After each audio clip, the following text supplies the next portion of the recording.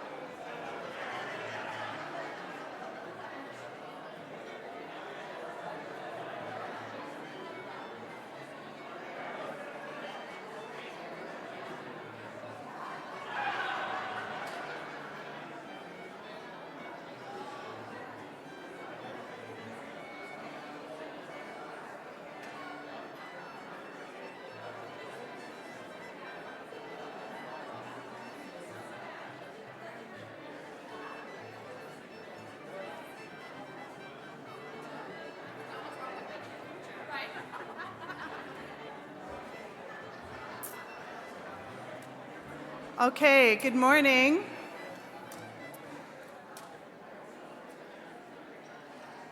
Do your quick hellos and big hugs and start the day.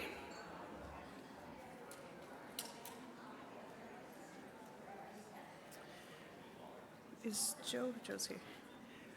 We once again are going to get our day started in a very good way and get all our hearts and minds back on the path that we started yesterday, that was started with some signatures last summer. And we're going to invite Joe Patra to come and do an opening prayer for us today.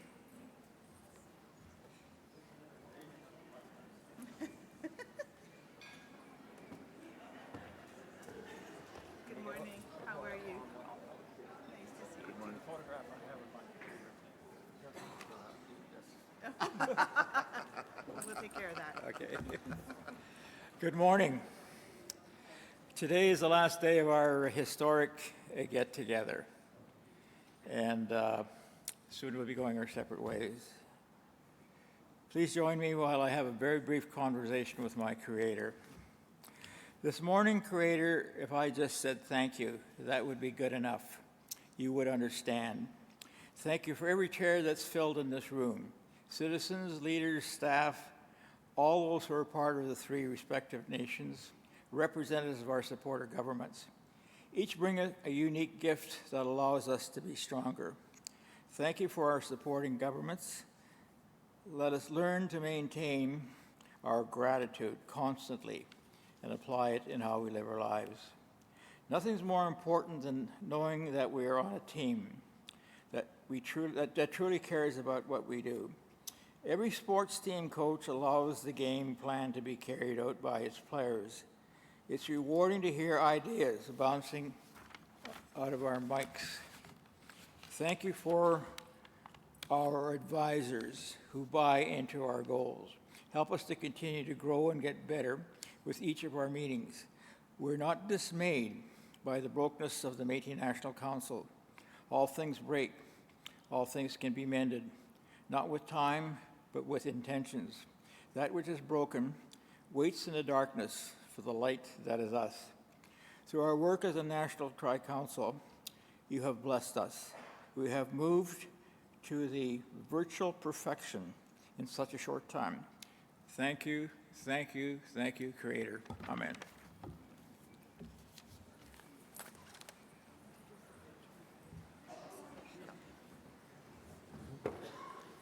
Thank you so much, Joe, for the prayer to get us going this morning. So we're gonna actually, is Brian Black in here? Is Brian here? Brian's gonna come up and talk to us a little bit about the sash that was created for the veterans so that we have the story behind it.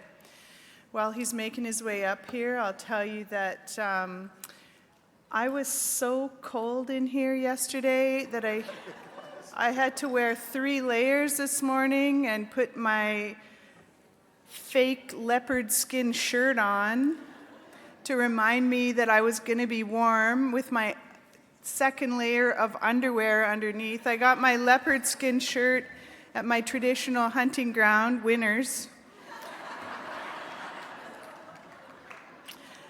And I'm telling you that for a reason. We're allowed to evolve. Okay, we're allowed to have new traditional hunting grounds.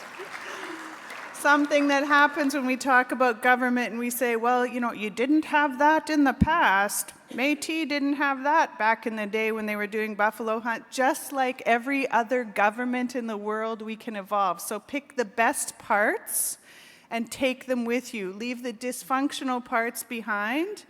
So Winners, traditional hunting ground. Welcome, Brian Black.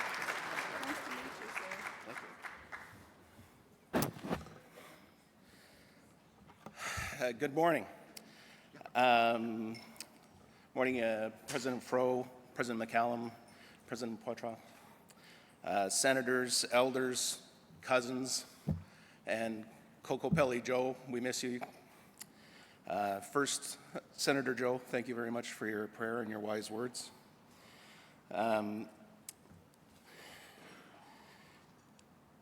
Alex Boucher, George Ricard, Guy Lafreniere, Herman Lacroix, Will Gagnon, Wilf Rashawn. Let's remember our Métis warriors. These 6 names are living World War II veterans in Ontario, and they've received their recognition from the federal government of Canada for their contributions that were missed when they returned from home when they were overseas.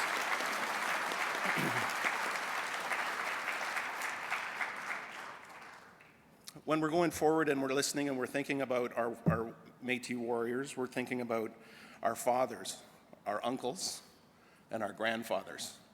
One of the things that I forgot to mention the other day, and I hope the women will give me some sort of grace, is that we should also remember our aunts, our uncles, and our grandmothers. the women veterans that were also involved in all these skirmishes.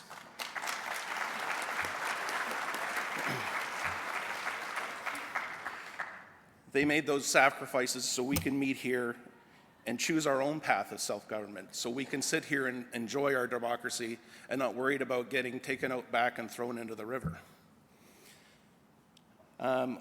So this Métis sash was made with the intention of representing a ribbon. When veterans get awarded their medals, so you have a formal medal with a little coin on the bottom, and when you're in an informal dress, you wear a ribbon, which is just a piece of material with the same colors of your medal. So that's why the colors are represented in the vertical fashion the way they are. On the outside, the blue represents the Air Force, the green represents the Army, the black represents the Navy, the light blue represents United Nations peacekeeping, and that covers a whole bunch of different campaigns. They were in Cyprus, Egypt, Golan Heights, Bosnia, Sudan, Rwanda, Haiti, even recently as Mali.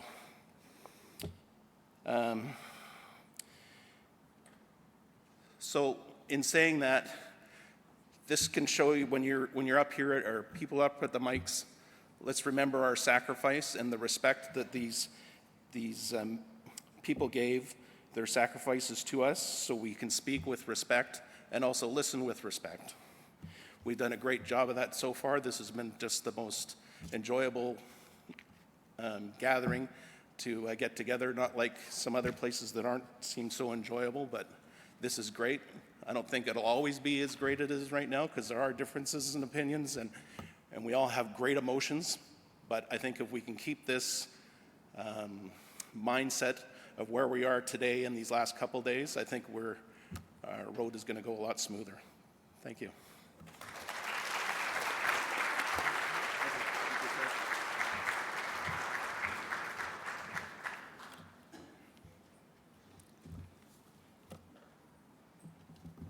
So it was chilly yesterday, absolutely. And I've got my leopard skin Speedos on underneath.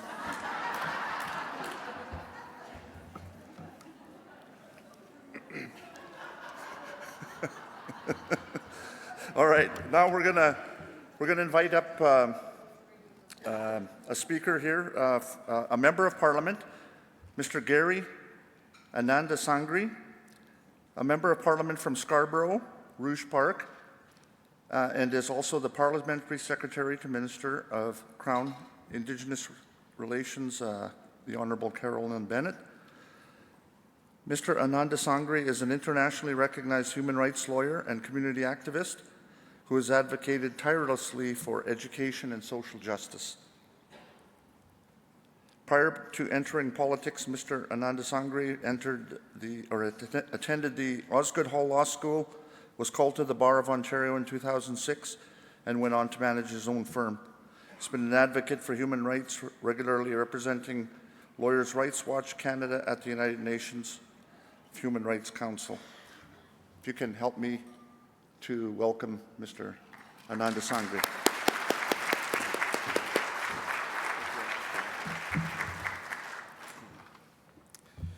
Good morning, everyone. I'm absolutely delighted to be here, and first off, thank you, Brian, for this warm introduction. And I also want to bring you greetings on behalf of the Honorable Carolyn Bennett, Dr. Carolyn Bennett, who really wanted to be here today. However, she has committee appearance this morning, so she's unable to be here, but she sends her love and her support for all of you. I want to acknowledge that we're gathered here on the traditional unceded lands of the Algonquin people, and I want to thank Senator Joe for his words of wisdom this morning.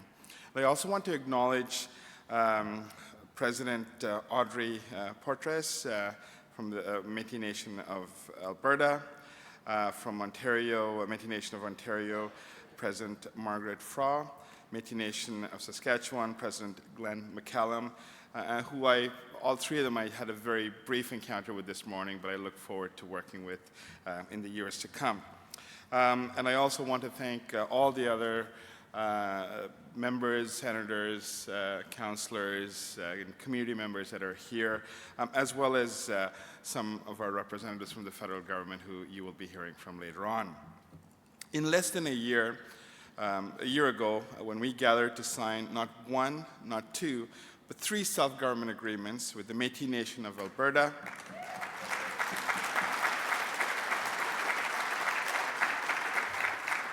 Metis Nation of Ontario, and Metis Nation of Saskatchewan, achieved in partnership as part of a broader efforts towards reconciliation. These historic Metis government recognition and self-government agreements are unique and advance your vision for your communities for greater self-determination. These agreements are a result of the frameworks we signed in 2017-2018 that committed us to pursue self-government as a priority in working towards reconciliation. As you know, these Metis government recognition and self-government agreements affirm first and foremost the Metis right to self-government. They recognize for the first time that you as Metis have jurisdiction over your own core government matters, and they set out a process for negotiating future agreements to deal with other areas of jurisdiction. By formally recognizing you as Indigenous governments, Canada's relationship with Metis in Alberta, Ontario, and Saskatchewan is forever transformed.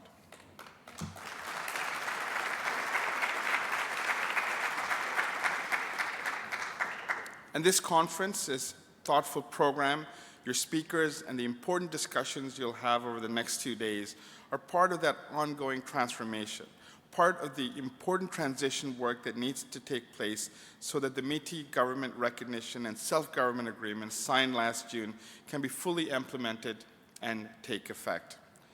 Over the past few weeks, we've all witnessed the challenges we face as we continue to build a new relationship with Indigenous peoples, grounded on the affirmation of rights, in respect, in cooperation, and in partnership. Why self-determination and self-government is so important is a question that we often ask. As we've seen with other self-government and self-determination agreements, communities and groups and nations who restore control over their education system, for example, see high school graduation scores soar. They can surpass the average in most provinces, and we have many examples of that. Indigenous self-government is important. The work you're doing here today is so vital. Self-governing Indigenous peoples have better socioeconomic outcomes, more of their children finish high school, fewer of their people are unemployed, and health outcomes are better, and this benefits all. As we continue to work together, I'm inspired by your vibrancy, your innovation, your innovative approaches to problem solving, and the excitement that's building among Métis across the country. The hope that's here today is spreading, generating more hope. And make no mistake, the work that you're doing today is very difficult, but it is the work that you need to do for the future. In the last 4 years, we have created 90 new negotiating tables, and there are now more than 150 active negotiation tables across the country to advance the relationship with Indigenous peoples and to support the spirit of self-determination. That's not counting all the great things happening in your communities as you join together to solve problems you face, working with federal, provincial, and municipal governments, dealing with key issues like child and family well-being, education, and economic development. And that's not counting your thriving cultures, your community life and support, work to rejuvenate Indigenous languages, arts, and literature, your pursuit of excellence in all fields from academia, the media, sports, the private sector, the public sector, and the list goes on.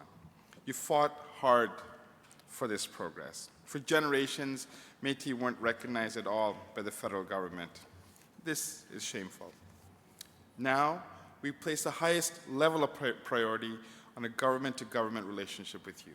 We look forward to continuing to work in partnership with you to develop shared approaches to advance reconciliation and implement your visions of greater self-determination for the benefit of Métis and all Canadians. I wish you a very good and productive conference.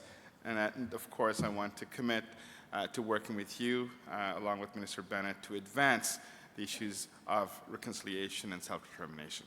Thank you. Merci. Miigwech. Hey, hey. Merci.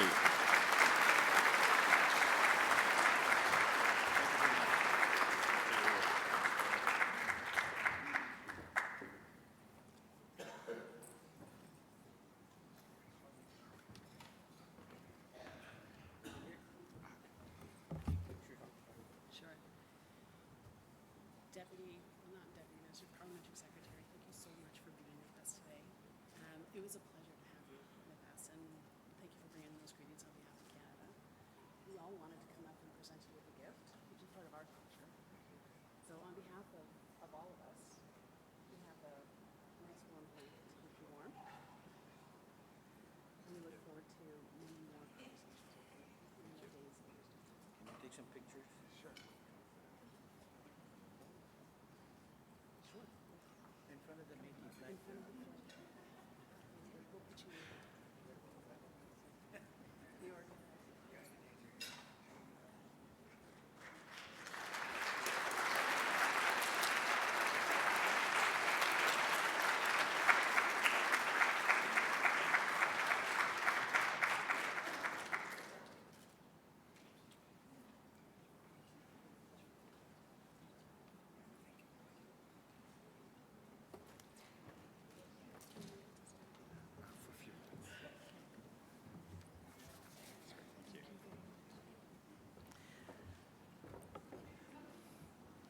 Do you see the Metis paparazzi stand up every time somebody gets a gift? That's pretty impressive, actually. Okay, so let's invite the next panel up. We've got Lee Grigres, we've got Jason Madden and Ross Paty. Would you like to come on up, folks? Okay, just saying, we got to stop with the testosterone panels up here. I'm going to sit on stage and make a difference. My estrogen's on high today. Welcome to the stage, guys. So you all met Jason yesterday, and you know him because he's been working in the community for quite a while. We also want to welcome Lee. Lee is a senior negotiator, Crown Indigenous Relations and Northern Affairs Canada. He joined public service through the Aboriginal Masters Program in 1997, one of 4 people chosen in a national competition for that position. After having completed postings at the Department of Justice, Queen's Privy Council Office, and the Ontario Regional Office of Indian and Northern Affairs Canada, Lee accepted a position in the department's negotiation branch, where he continues to enjoy a rewarding career negotiating with provincial, territorial, and Indigenous partners across Canada. Welcome, sir. And Ross Paty. Let's get it right. Paty. Ross Paty was appointed as the Assistant Deputy Minister for the newly created Implementation Sector at Crown Indigenous Relations and Northern Affairs Canada. He gave us the acronym CIRNAC, CIRNAC. In this new position, Mr. Paty is responsible for coordinating the whole government implementation of modern treaties and self-government agreements with Indigenous partners across the country. He also leads the coordination and guidance for federal officials in fulfilling Government of Canada's duty to consult and accommodate. We'll update you on that. It's actually free and prior informed consent, but I'll just add that as my own notes in there. And he's also working, prior to joining this office, Mr. Paty worked at the Immigration and Refugee Board of Canada, where he held numerous posts, including Executive Director, Deputy Chairperson of the Refugee Protection Division, Assistant Deputy Chairperson of the Western Region of the Regional Protection Division, and as Refugee Adjudicator. Prior to joining the IRB, Mr. Paty held a variety of positions at the Insurance Corporation of British Columbia over a 12-year period. Those positions included Corporate Counsel, Senior Manager of Fraud Prevention and Special Investigations Unit, and Senior Manager of Corporate Communications. He's got a Bachelor of Arts with honors degree and a law degree from Queen's University in Kingston. Welcome, sir. So what order would you like to go in, gentlemen? Ye and then me, and Okay, Lee and then Jason and then Ross will be joining us this morning. So as you're listening, have some questions at the end, okay? What do you want to know from these folks? Lee?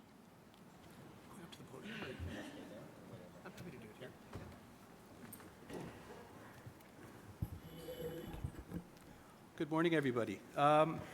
Just wanted to thank everybody for the invitation today, specifically the Métis Nations of Ontario, Saskatchewan, and Alberta. Thank you also to Joe Poitras for your great words this morning, again, starting us off on a really good day. Yesterday, I thought was really tremendous. I mean, it's the first conference of this kind that you're holding. I think it was very thoughtful, very provocative, and at the end of the day, I think really hopeful. There's a lot of work ahead of us. I think we've heard that yesterday, but it's going to be work that's, it's going to be amazing to move forward and to see more progress on this amazing file. Basically today, what we're going to do is talk about the Métis government recognition and self-government agreements. I'm just going to give a quick little background about kind of where we were, how we got here relatively quickly, and then where we're going to go from there, do a bit of a dive into the agreement itself. So Canada is committed to achieving reconciliation with Indigenous peoples, including the Métis, through renewed nation-to-nation relationships based on the recognition of rights, respect, cooperation, and partnership. The importance of advancing reconciliation by accelerating self-government was stated succinctly in the 2015 speech from the throne and the direction given by the Prime Minister in his ministerial mandate letters. In particular, my minister was instructed to accelerate the work underway to renew the nation-to-nation relationship with Indigenous peoples and support the implementation of their visions of self-determination. So what did we do to get here? In 2016, we started negotiating with our Métis partners, namely MNO, MNA, and MNS. And they were eager to have their organizations formally recognized as Indigenous governments. A few short years later, we signed 3 government recognition and self-government agreements. But in the grand scheme of things, this actually took a little while to get here. Until recently, the very idea of Métis self-government was historically been denied or outright dismissed. Even the inherent right policy essentially precluded the Métis from participating in negotiations because it required provincial involvement in negotiations with groups without a land base, like the Métis. This distinction in Canada's policy reflects Canada's long-standing belief that it lacked the necessary jurisdictional authority for self-government negotiations with the Métis. In 2016, in Daniels versus Canada, the Supreme Court of Canada clarified the jurisdiction by declaring that Métis are Indians for the purposes of Section 9124 of the Constitution Act, 1867, and are therefore under federal jurisdiction. Through decades of exclusion and jurisdictional limbo, Métis assertions of the right to self-government have persisted. And for lack of other options, MNO, MNA, and MNS have relied on provincial not-for-profit legislation to structure themselves. For these Métis nations, the agreements are about having your existing structures and institutions formally recognized. As many of you as existed for 50 years or plus as corporate entities, you already possess significant administrative capacity. This sophistication makes MNO, MNS, and MNA excellent candidates for a shift in the way self-government is realized. The goal of achieving self-government is contemplated at each group's recognition of Indigenous rights and self-determination, or RIRSD, tables that began in 2016.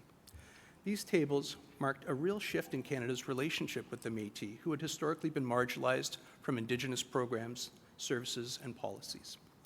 Discussions led to a framework agreement for advancing reconciliation with the MNA in November 2017, with the MNO in December of 2017, and with the MNS in July of 2018.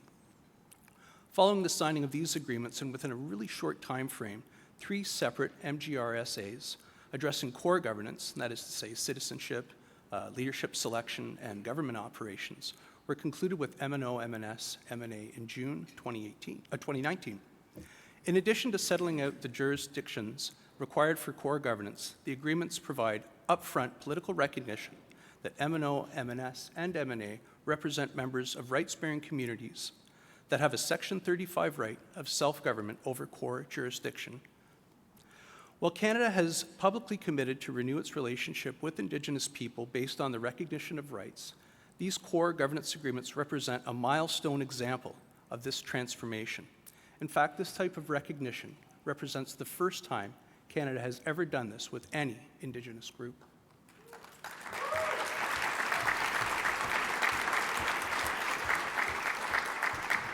But recognition alone does not provide the necessary clarity around how the Indigenous governments will operate and fit within the Canadian Federation.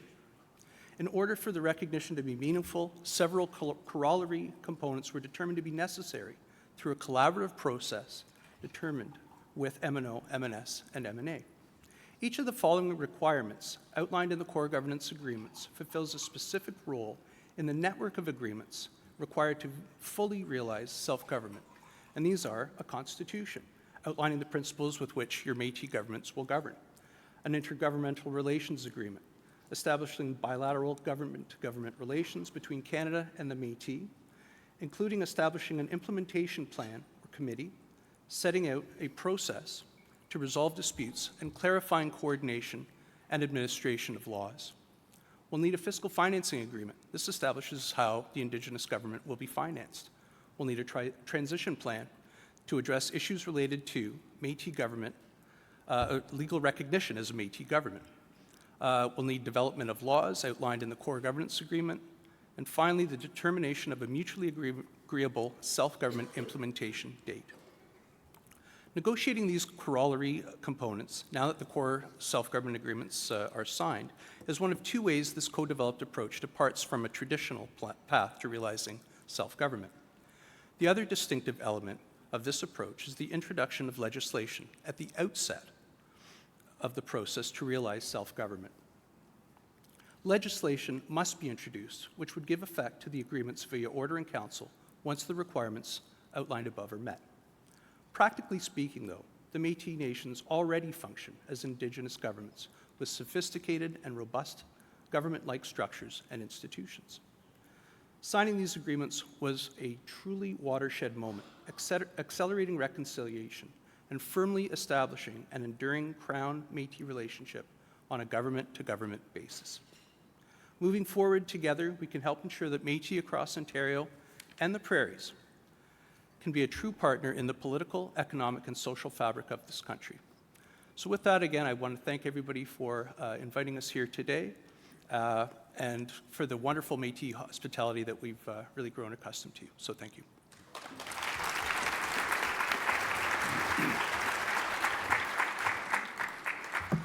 I have a presentation that I think is going to go up because I go nowhere without a PowerPoint. But I like to illustrate things visually, and I'm also going to try to talk about how the interests that the Métis Nation has through its respective governments and how those are addressed through the MGRSA, and also trying to pull them apart, because one of the challenges with these legal documents, and this is the same thing that Bertha spoke about yesterday around, you know, the Cliccio Agreement. The Cliccio Agreement is 300 pages, and they constantly need to teach their young people in schools, you know, around kitchen tables, talking about the agreement to understand it. Because while the historic treaties may have only been a few hundred words, these modern day treaties are just as important for the citizens to understand. And I think the MGRSA is a fundamental tool piece to get to the ultimate goal for the Métis Nation government. But in particular, it's important to understand how they're structured and also why they're significant. Because I just want to say this, Cliccio and everyone who has negotiated self-government within Canada from an Indigenous perspective, and I think the presentations yesterday by Mr. Dragon and Bertha illustrate that it does work. You know, well, I think the statistic, our firm was legal counsel for the Cliccio and continues to be legal counsel for the Cliccio in their negotiation of their self-government. They took friendly fire from inside and out. But if you ask the Cliccio today, would they ever want to go back to the Indian Act? They say absolutely not. And the idea that there's 88 out of 99 staff are women working in Cliccio government, I think that kind of answers the question about can success be obtained. And so a lot of people are going to say incorrect things, misunderstand what the agreements are, and say, well, you know, why are we even negotiating if we're already self-governing? Well, that's fine, but you can stand on that statement, but then go to the courts, go to the bank, deal in day-to-day interactions, and we know these corporate structures that have been used for generations limit us. We're talking, as opposed to letting us fulfill our true destiny of being self-governing indigenous nations. And so that transition that every one goes through, whether it's coming out of an Indian Act or another structure, is what is faced. So Tom alluded to this yesterday, but I think this quote is helpful, and it's a quote from the Cunningham case, which is a case out of Alberta about the Metis settlements. But this really sums up in 2 paragraphs, I think, what the problem is and what the problem was and what we have been trying to do with the new government that's been in place prior to the current federal election and before, and the current one. The Crown did not apply to the Métis its policy of treating with the Indians and establishing reservations and other benefits in exchange for land. And I'm not sure if the First Nations would completely say that the Indian Act was a benefit, but we'll not quibble with the Supreme Court of Canada here. In some regions, it adopted a scrip system that accorded allotments of land to individual Métis. However, Métis communities were not given a collective reservation or a land base. They did not enjoy the protections of the Indian Act or any equivalent. Although widely recognized as a culturally distinct Aboriginal people living in culturally distinct communities, the law remained blind to the unique history of the Métis and their unique needs. Governments slowly awoke to this legal lacuna. So legal lacuna is a fancy word for gap, coming from Fort Frances. I didn't know what it was. It's nice alliteration. And it just means there's a gap there. There was that space or a complete ignorance to distinct Métis rights that were held because of Canada's policies, right? Canada's very good at adopting policies that sometimes are not are more ignorant than and more unhelpful than they are helpful, because they're usually designed from afar and not with Indigenous people, but imposed upon Indigenous people. And I think that when you really talk about decolonization or collaboration or co-development, it's Canada finally getting to the recognition of that doesn't work. And so I think the MGRSAs are an attempt to say, well, we know where we want to get to, but can we design a way forward that removes us from this legal gap, but that also recognizes that you may have had a gap, Canada, in your laws. We haven't,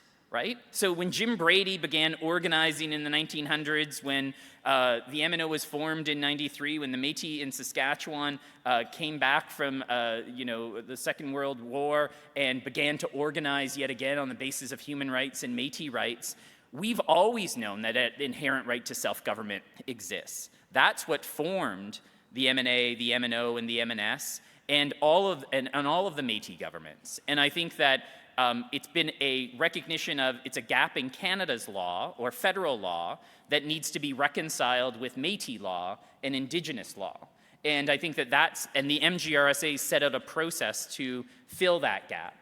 And then the Supreme Court of Canada goes on to say the history of the Métis is one of struggle for recognition of their unique identity as mixed-race descendants of Europeans and Indians. I'm not sure that I would agree with that statement. See, this is the problem of why I get upset with the Section 35 case law. The Supreme Court of Canada gets to write these sweeping statements that aren't always correct.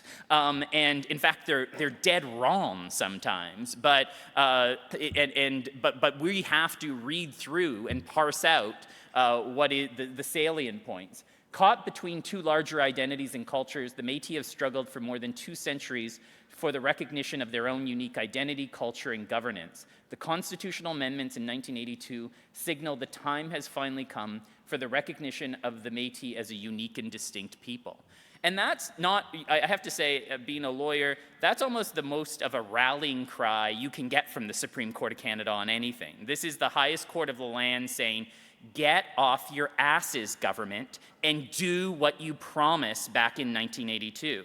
And I will say, there's a paper in your materials, I call it the trifecta of Métis law. When you put Powley together with Manitoba Métis Federation, together with Daniels, there was no other place for Canada to hide. And believe me, they did on this. That's why the Métis had to turn to the courts. They would, no, not this wicket, the next wicket. Or, we would hear rattling of papers in the offices, and everyone would turn off the lights when the Métis would come and knock on the door to essentially deal with. But that was the frustration. And one of the other frustrations is they would also engage with us in meaningless processes. We knew that they were negotiating self-government over here with First Nations. We knew they were negotiating agreements. And what they would sign with us is MOUs and new exciting exploratory discussion processes that led nowhere. And I have to tell you, I used to be in-house general counsel for the MNC, and it was kind of like, okay, how can we spin this a new way to make it seem like it's substantive or has teeth? And it was all bullshit, pardon my language for those watching out, because where they just lent to is behind the curtain, there was no mandate. Behind the curtain, there was no policy to deal with us. And that's the legal lacuna. And that's what's changed. So when people out there on Facebook and misinform and don't quite understand what the agreements do, we have now locked in with a federal mandate a negotiation process. The tractor beam is set. Friendly fire can come in from outside and from inside, but we're on a path, and no one can take that away.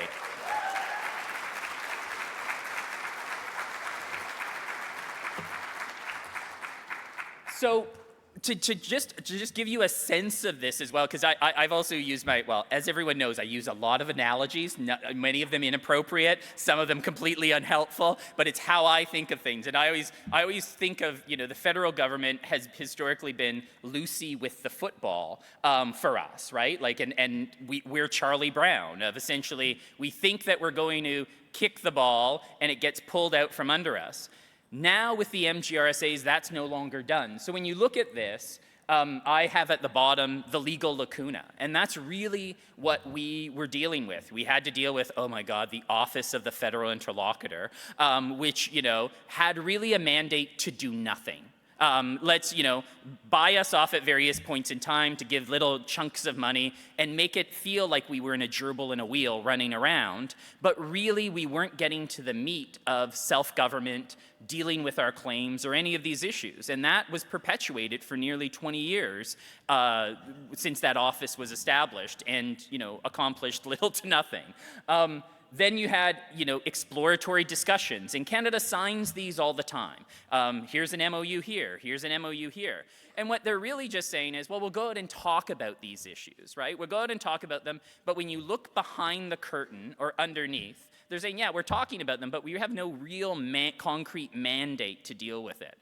We have no mandate from cabinet. We can talk till the cows come home. Doesn't mean that we're going to do anything about it. Now, maybe they do, and if those MOUs or those exploratory discussions turn into, then they go to cabinet to get a mandate to actually begin meaningful discussions. The issue on Métis self-government is they never had a mandate to actually negotiate Métis self-government. What they had were policies that were largely hollow, whether it's the inherent right policy or other initiatives that they would announce over the years. So then you have negotiations under a policy approved by federal cabinet. So First Nations have, and Inuit have this with the comprehensive claims policy and the specific claims policy. Those have been approved by federal cabinet, and people, as opposed to going up on a separate memo to cabinet on every negotiation mandate, they can negotiate under those policies. But I've got to tell you, those policies aren't good.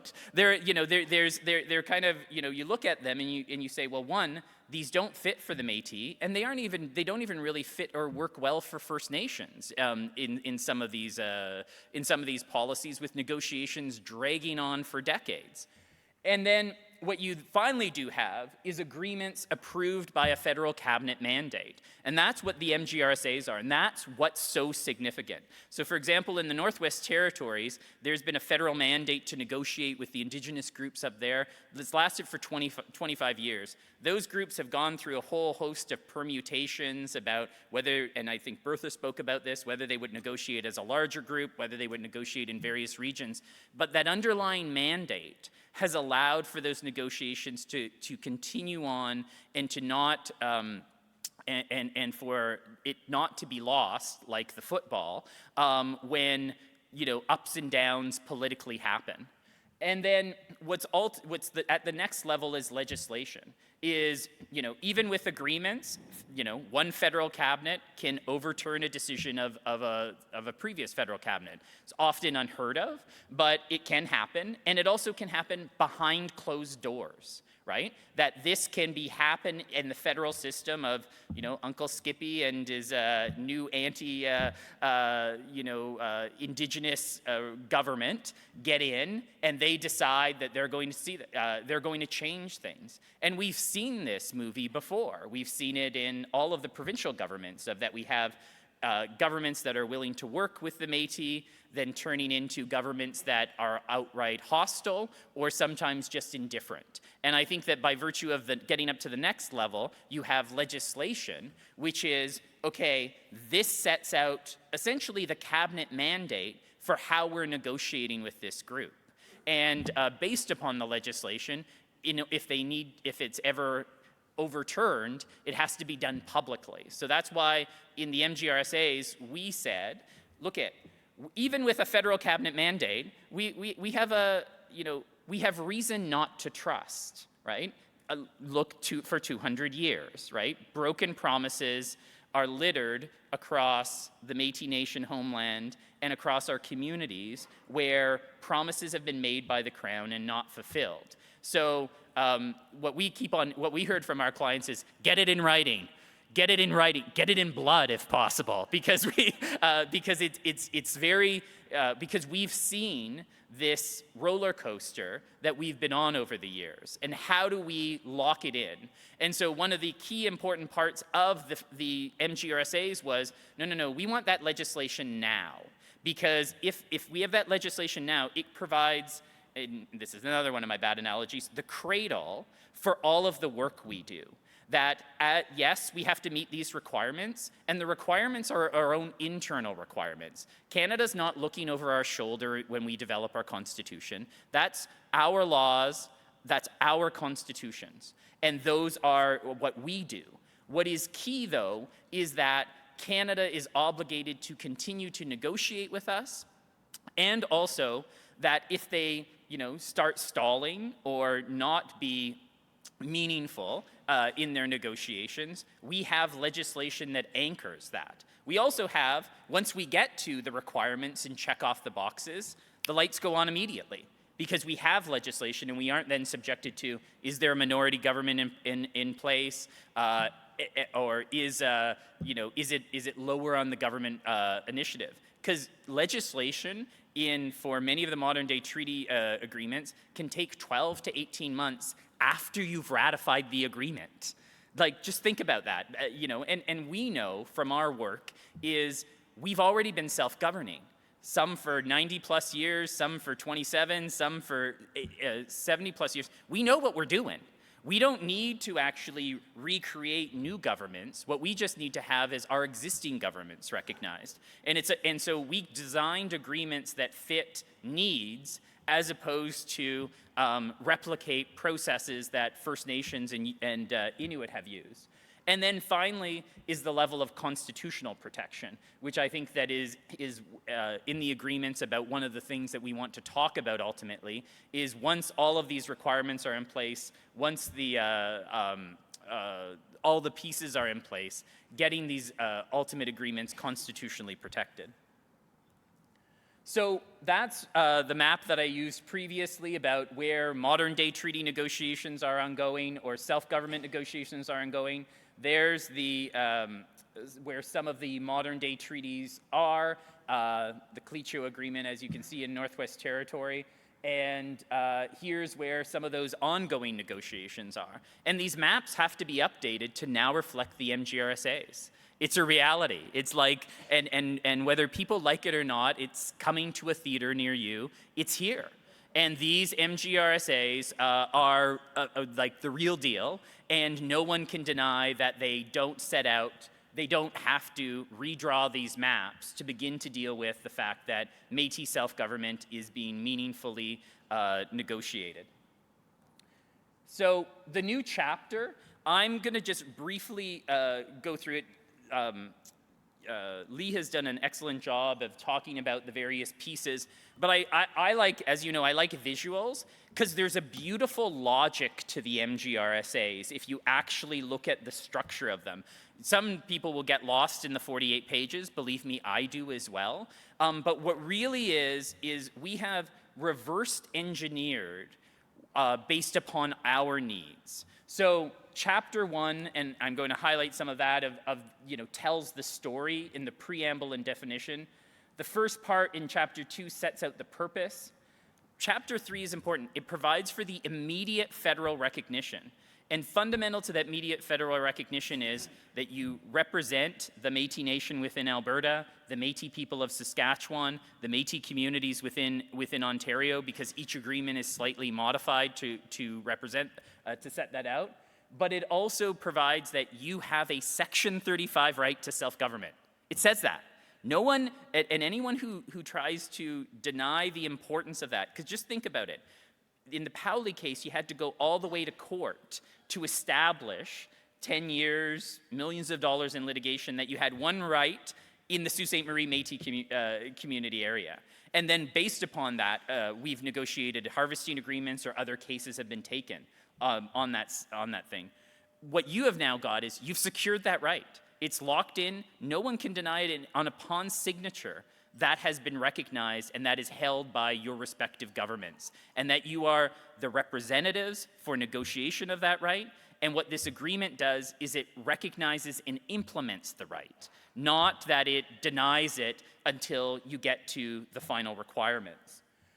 The federal recognition legislation is chapter 4, and when you really look at it, we set up the chapters this way. These are the steps, right? So the next step that we're going to hold Canada to is that federal recognition legislation, because it's key and it will anchor and it will kind of like cement the football to the ground so, Lucy can't swipe it away later on. And I think that's fundamental to these, and that is what is, as Lee said, very innovative and unique in these agreements in compared to other processes.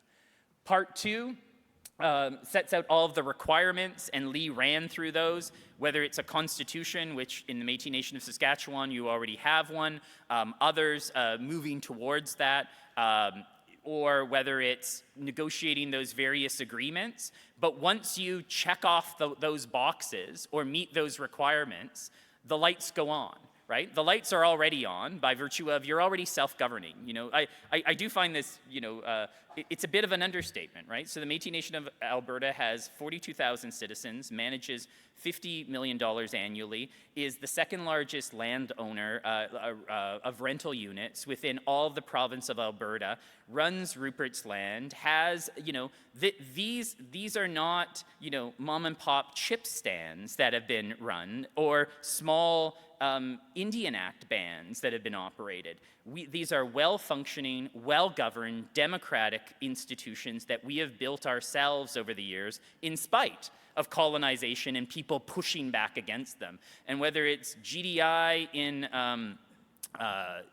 Saskatchewan or the Métis Voyageur Development Fund in Ontario, we already have all of the tools. What we need is, one, guaranteed funding for the self-government structures, which has often been paid for by 15% admin, or having to not be fully funded for us to run our governments.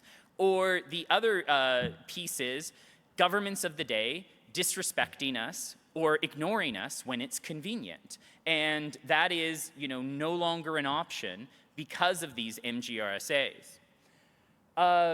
Part 3 is the internal development of a constitution. And as we said, some are at varying stages of that. Part 4 talks about the legal status of the Métis government and the jurisdictions recognized. Part 5 talks about, in more detail, the required agreements and the transition. Part 6 deals with the idea of this is a trunk of a tree with branches coming out. That this is not the whole enchilada when it comes to the jurisdictions that have been recognized in relation to elections, citizenship, or internal management. That whole list are additional jurisdictions that will be negotiated in the future that we already have jurisdiction for. I just also want to say this. There's a section in the agreement that says, look, we can already exercise these jurisdictions. You want to go out and pass Métis harvesting laws? Go do it. You want to go pass a Child and Family Services Act? Go do it. You don't have to wait for this agreement. And in fact, many of our governments have already not been waiting for these agreements and have been already doing those sorts of things. And so I think it's really important that the MGRSAs don't limit that in any way, shape, or form. And what they also do is they set the table of, well, if you pass your own laws, now we have the process set out about how those laws can be recognized federally through the MGRSA's processes.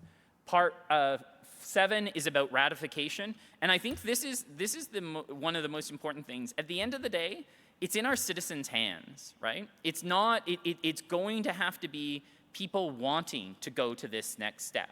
I think that what we've overwhelmingly heard. I've been at a multitude of Métis Nation of Alberta assemblies, where Cecil Belrose always saying, why don't we have a constitution yet? But it's true, right? And now we have the ability and the reason to do that important work and bring it to our people. And the people will get to decide. And I think that that's the important work that everyone has ahead of them. And then we have, the usual lawyer sections of interpretation and implementation in general. But when you put the agreements together, you can see how they fit, because sometimes, you get lost in the forest and you can't see why are they structured this way. And as I said, I think that there's a beautiful logic to how they have been uniquely structured to meet the needs of our governments, not Canada's usual policies, and not for other Indigenous peoples who are dealing with different issues. I think that I've already highlighted all of these things. These are the purpose sections. This presentation is going to be put online, and you can have it. I just want to highlight some of these things. These are consistent with the United Nations Declaration on the Rights of Indigenous People to operationalize the principles from that, and to make sure that the implementation is consistent with that, and that it's based upon rights recognition and implementation. They create a mutually agreeable process, not a Canada top-down process about how we're going to move forward together. In the purpose section, they provide that upfront recognition for the various governments. They don't undermine Métis self-government in any way. And so this is the mugs game that that happens within the First Nations world as well, of people why they don't participate in the BC treaty process, or why some they say, well, by virtue of sitting at the table, you're capitulating. That makes absolutely no sense. Every nation in the world has to negotiate with other nations in order to be recognized. We did it with Indigenous nations. The Iron Confederacy was a relationship by virtue of recognition with other Indigenous nations. So the idea that we're not going to sit down with the government of Canada and talk about how our nation-to-nation, government-to-government relationship is absurd. And so the idea, negotiations is the only way forward on it. And I will just highlight this. The Chilcotin, case went all the way to the Supreme Court of Canada. Millions of dollars, years. They have a declaration of Aboriginal title, which means they actually own the land. And what happened the day after they got that decision? They had to negotiate about how to operationalize and implement it. So you haven't had to go through the immense cost, expense, and delay of going through all of the court cases on it. You're sitting down and you're negotiating it because Canada recognizes you've got it. Now let's sort it out together. The other issue that I want to highlight in here, which was an important section, and I think it's actually unique in some of the agreements, and it addresses this sort of, well, does the cart before the horse argument of, well, if you're sitting down and they're not going to recognize until these requirements happen, implicit within that, doesn't it mean you aren't already? And we added in this section, which no one can refute, is in there in black and white, of course. Some people will just not read it, but I think this is an important question, the quote section that you need to continue to take people to when you're sitting in those community meetings or around the kitchen table. Notwithstanding the recognition provided for in the processes set out in this agreement, the MNA maintains its position that is already a Métis government that is mandated by the Métis Nation of Alberta based on the inherent right of self-government. This is it. We've always said this. Nothing in this agreement will be interpreted, used, or relied upon to undermine the position of the MNA on this issue. That's fundamental. So this whole sort of idea of until you get to self-government, now you've essentially, by signing these, acknowledged you aren't. I've got it, now that I see the camera, I've got to watch my language, but BS. That is either you're being ignorant and deliberately misleading and misinforming people, or you don't understand the process of negotiating self-government. I know. I've been scolded by a few though that children may be watching. So, but I think this is important, and it's in all of the agreements, and it was one of the fundamental things of how do we broach this divide, right? And we're not coming cap in hand for recognition. We already are, but we recognize in order to do some of the things that we need to do in order to get the further recognition we want. This sets it up, but we have not undermined our position, and in fact, others can't use it against us, and Canada can't use it against us. The MNGRSA is what they don't do. They do not affect our rights in any way, shape, or form. There are 11 different clauses within it, and these are just one of them, that essentially say, now, how many more words? Could you find some more adjectives? Nothing in this agreement extinguishes, defines, creates, modifies, limits, prejudices, restricts, or surrenders the right, freedom, interest, or claim of any right held in Section 35, any inherent jurisdiction that is held by the Métis governments. And I think that, people will, continue to post on Facebook, but we did overkill within this agreement in relation to you gave up nothing. Nothing, you gave up nothing, you're maintaining your position, you're already a government, but you are just finally getting to how do we define our government-to-government relationship with Canada. And they're the first time that this has been set out in a federal cabinet-approved agreements to negotiate with Métis governments to be recognized under federal law as Indigenous governments. And I think that's what's so monumental about these deals. I'm not going to deal with these sections but I do also want to highlight some of these things some people have been saying, or I've seen it out there of like, oh, well, it only identifies 3 jurisdictions, so that's how you've limited yourself now. Well, maybe read the agreement. Here's what the agreement says. The jurisdiction set out in this agreement is not intended to be definitive of or conclusively define the inherent right of self-government or any other inherent right or jurisdiction that may be recognized or implemented through further recognition between the parties, or how the inherent right to self-government may ultimately be defined within law. And I also want to highlight the section below. The Métis government in Canada may agree to negotiate further areas of jurisdiction. And importantly, these agreements do not negate the essence that land has to be a part of the negotiations. In fact, it says nothing in this agreement will be interpreted as or intended to preclude future negotiation on the recognition of jurisdiction in relation to lands that may be held by the Métis government and its governance structures. And that's fundamentally important of saying that's here, we're going to have to deal with it, and it's embedded within the agreement. And there's just such of the subject matters. Nothing in this restricts the Métis governments from participating in other processes. This is what's fundamental. Article 25.01, I got to tell you, that's the clause that I think is going to be key in when government sometimes slows or stalls, or if we have to turn to the courts. It says that the parties agree that the honor of the Crown applies to all aspects of their relationship, including the interpretation and implementation of this agreement. And the honor of the Crown has been articulated. No sharp dealing, diligent implementation, on intellectual honesty. Sometimes you can't find that within the federal government when they say things and you're like, what? How does that actually jive with it? But that we can now turn to court and say, this is why you have to do this. And I think that for those who say, oh, this is nothing but an MOU, that's not true. The Manitoba Métis Federation case, the entire case is about the honor of the Crown applying to a constitutional document back in 1870 and it having to be upheld. We now have agreements that say the honor of the Crown applies to the implementation of that. I'm going to take that to the bank and take that to the courts ultimately, because because the one thing about it is the honor of the Crown is a constitutional principle, not just a mere we'll try our best. So the next steps are federal recognition legislation, constitution and core law developments, intergovernmental affairs agreements and fiscal financing agreement, and a transition plan.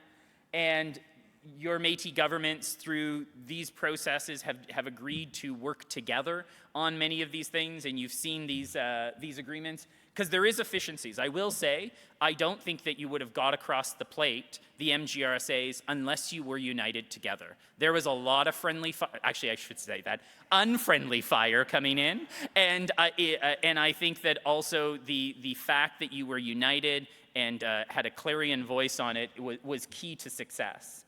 And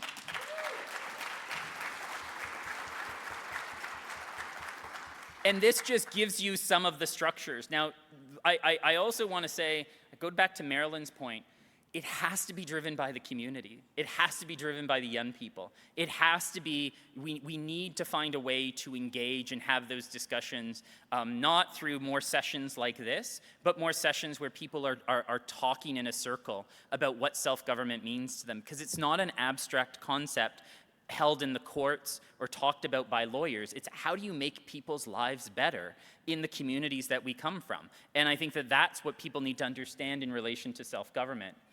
I also just want to highlight there are other negotiations ongoing. So the Northwest Territories Métis Nation have an agreement in principle that's moving forward in finalization. And as you know, it's not a part of the Métis National Council. In September 2018, Canada and the MMF announced that they would negotiate a self-government agreement that recognizes the MMF's legal status, and capacity and role.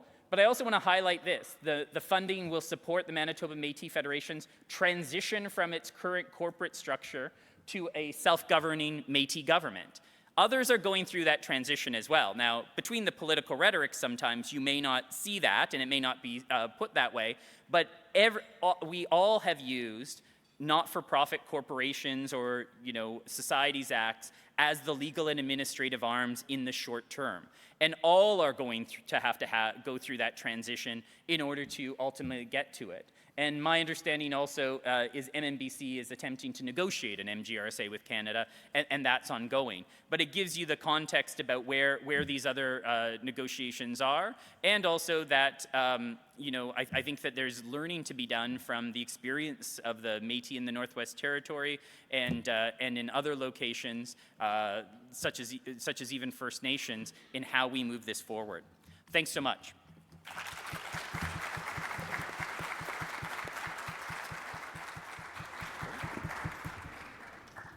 It's always tough going after a lawyer who's not only smart but quite funny. Well, I happen to be a lawyer myself, so I'm not sure I'm going to be able to compete, but I'll do my best. So Tanchi, bonjour tout le monde, good morning. I'd like to acknowledge, of course, that we're meeting on the unceded territory of the Algonquin peoples. And I'd like to actually just take a moment to thank you, Elder and Senator Joe, for your gracious and kind opening today. where you talked about the themes of gratitude, cooperation, and working together.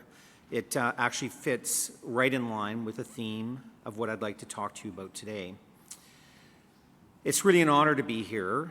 This is the first time I've met you, and so this is the beginning of our relationship and our journey together, which, as you'll hear in a few minutes, is going to be a long one, a productive one, a fruitful one, and an exciting one. I'd like to extend my congratulations to, of course, the MNA, MNS, and MNO for signing these historic agreements last June in Canada. Congratulations. This is fantastic news. I want to tell you that I agreed with almost all of what you said, almost all. These agreements are just historic and monumental because they become our North Star and our guiding light. And they're really the pathway forward for the relationship that we're commencing on together. I see there are a number of colleagues here today from the federal government, both from treaties and Aboriginal government, who you've been working so hard to get these assigned agreements with, but also the implementation sector, which is the sector that I'm responsible for. So I'm happy to see many of you here today, and I really want to acknowledge all of your collective work on getting to where we are today. So some people liken the signing of what you've done and what we've done together as a marriage certificate. I don't know if you've heard that analogy, but it's really the beginning of the relationship. It's not the end of the relationship. But we can't give you divorce. That's true. And, you know, I have to say, Jason was talking about the need to sit down and talk through issues together. And that's what you do in a relationship, any relationship. And so I really agreed with that 100%. And that's the frame that we need to go forward on, which is building a frame of respect. So I often quote Dave Joe, who was the senior negotiator for the Teslin First Nation. He talks about respect, and this is what I'm instilling with all of the folks on my team, which is respect for each and every one of us as we move forward. There are going to be tough discussions. There are going to be difficult discussions, but we have to be able to come back to the table day after day, month after month, year after year. I'm going to give you an example that I think all of you will relate to. We share the longest unprotected border with the United States. I can tell you that the relationship right now with the United States is rather challenging. But it doesn't mean that we discontinue a relationship, because people change, governments change, and that's what's important. This doesn't change. So this goes on in perpetuity. I also think it's really important that we remember this is about nation to nation and government to government. And so despite having difficult problems and challenges, we're going to have to work them through, because the next day, the next month, the next year, there's going to be more challenges. And so our relationship is going to have to be grounded on respect and on collaboration. I'm not going to repeat anything that my colleagues have said, because I do want to try to find a few minutes for questions and answers, because I want to hear what's on your mind as I begin this relationship with you. So we talked about the transition plans. We talked about the implementation plans, which I will note will be co-developed. Implementation committees will be formed, and this will be the foundation of how we're going to interact. We have many, many examples of successful implementation committees across the country that work very, very, very well. I think I'd like to just pause for a moment and really congratulate the organizers for inviting Bertha from Clecho and Frank, who's here also, I see. Maybe Bertha's left. Are you still here? I couldn't see. She had to go back. I'm not surprised. The travel that you guys have had to take to get here is impressive. So Frank, of course, is from Kayuchakusett, and he's part of the Manoth Modern Treaty Agreement, which is 5 First Nations that have come together. These are real opportunities for us to collaborate and to partner and to share best practices. And in some cases, i.e. with Manoel, they share resources. And so these are pioneers and they're leaders. So I was super, super excited to see that they were invited here. I also would encourage you to reach out to Sioux Valley Dakota Nation, who's the only self-governing First Nation in the prairies right now. Their agreement came into effect in 2014, and they're based just out of, their lands are just outside of Brandon, Manitoba. I've had the opportunity to visit the First Nation, and we do a lot of work together. The other thing that's happening with self-governing governments is that last year they established an alliance. So that includes other self-governing First Nations such as Seashelt and West Bank in BC, and the 4 current self-governing Indigenous governments that also do not have a modern treaty. And they're working together with a unified voice. And I'm very pleased to see that collaboration, and I would encourage all of you to consider how to reach out and work together. I wanted to talk a little bit about some of the challenges. So I happened to be at a meeting with the Prime Minister last Friday, and he was talking about these modern treaty and self-governing agreements.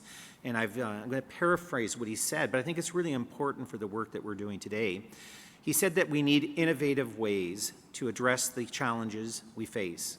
We need to more creatively resolve our complex modern issues. He talked about successive previous governments who stretched out this work, and you talked a little bit about that, which is kind of like dribs and drabs moving it along. He wants the federal family to stop trying to fit everything into existing boxes. He believes we need new frames and new boxes to deal with the new challenges that come down the road. And that's what we're doing at the implementation sector that I manage.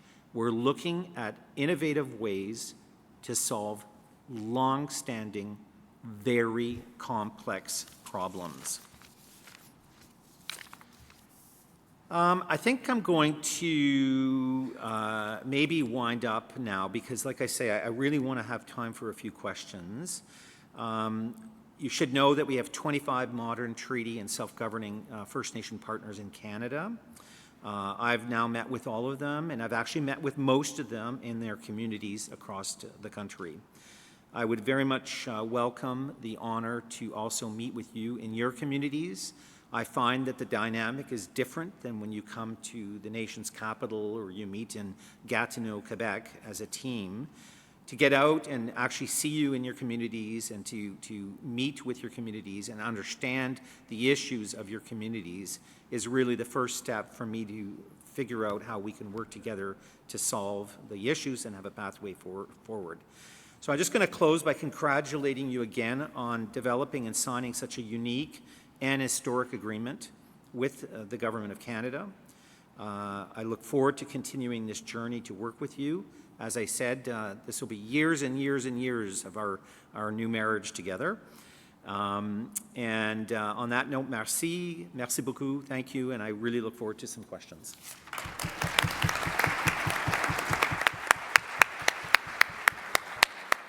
So thank you very much to all 3 of you for taking time. I know that time is a precious commodity, actually, and so taking the time to be in the room and to sort of work this forward together is important. To stick with my women's analogy, it was women who decided when the marriage was over, just saying, okay?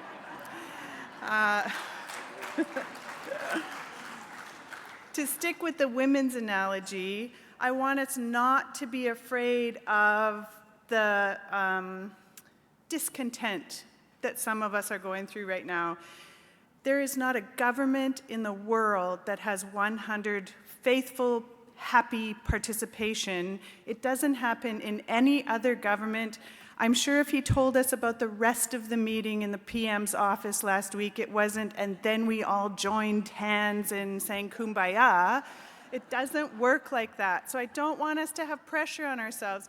I had a beautiful conversation with 2 women from Alberta this morning, And when there was discontent, the women would decide, we're going to have to break off now and start another smaller community here. So when we don't get along and don't all agree and aren't all going in the same direction, should I speak into the camera? It's okay. We will come together again another time. It's okay.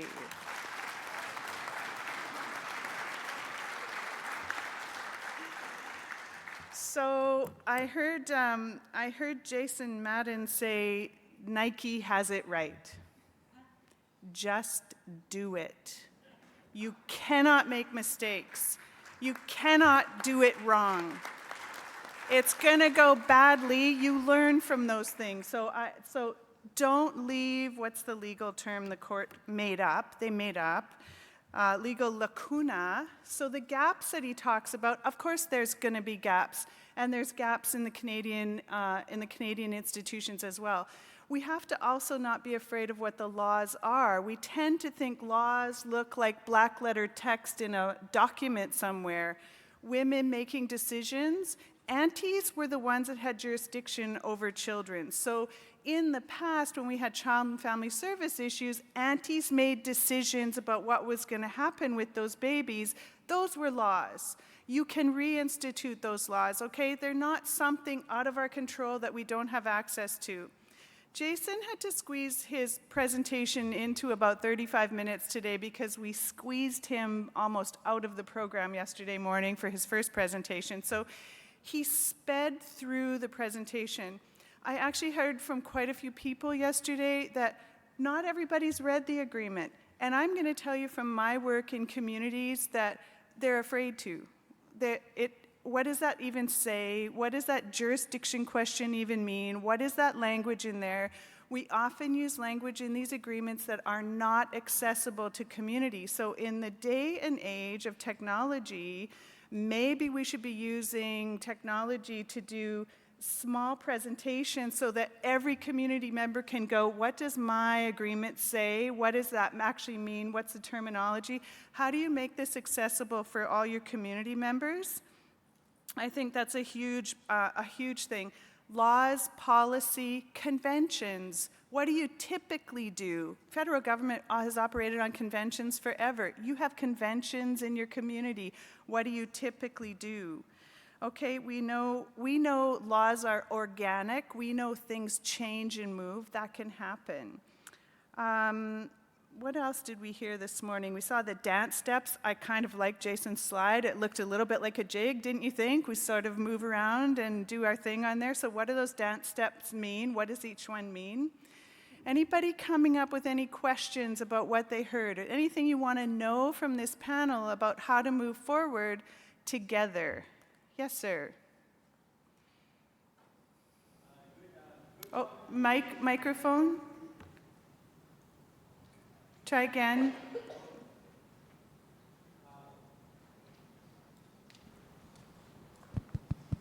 Yeah, there, here, Anj, thank you. Can you hear? Yeah. Oh, there we go. But you made a nice comment. We'll come together later. Again, we got to be very specific in regards to why we're here in this conference. That's based on this agreement that we've signed with the federal government. It's nice to be good to people, but when they're not nice to you, Jason, you're absolutely right. Taking shots from the inside and the outside is exactly what is happening. You know, we have a meeting going on in Saskatoon that I don't want to be a part of. Our council knows, and our people, through the engagements that we have, know what our job is to nurture this agreement that we have with the federal government. I'd like to thank the federal staff that have been here listening in the last couple of days and taking the time and being patient with us to be able to hear us out in regards to where we are at. This morning I read a piece. Vice President David Chartrand is stepping up his rhetoric against the provincial leaders, accusing them of backroom deals. And again, you're absolutely right, Jason.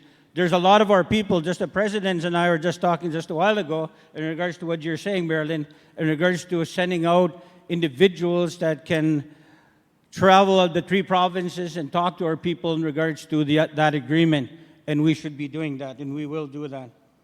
You know, you're absolutely right, too, to be able to sit across. You can have all the things that you would like to have, but you still have to sit across from people that are in a position of power, and that's the governments.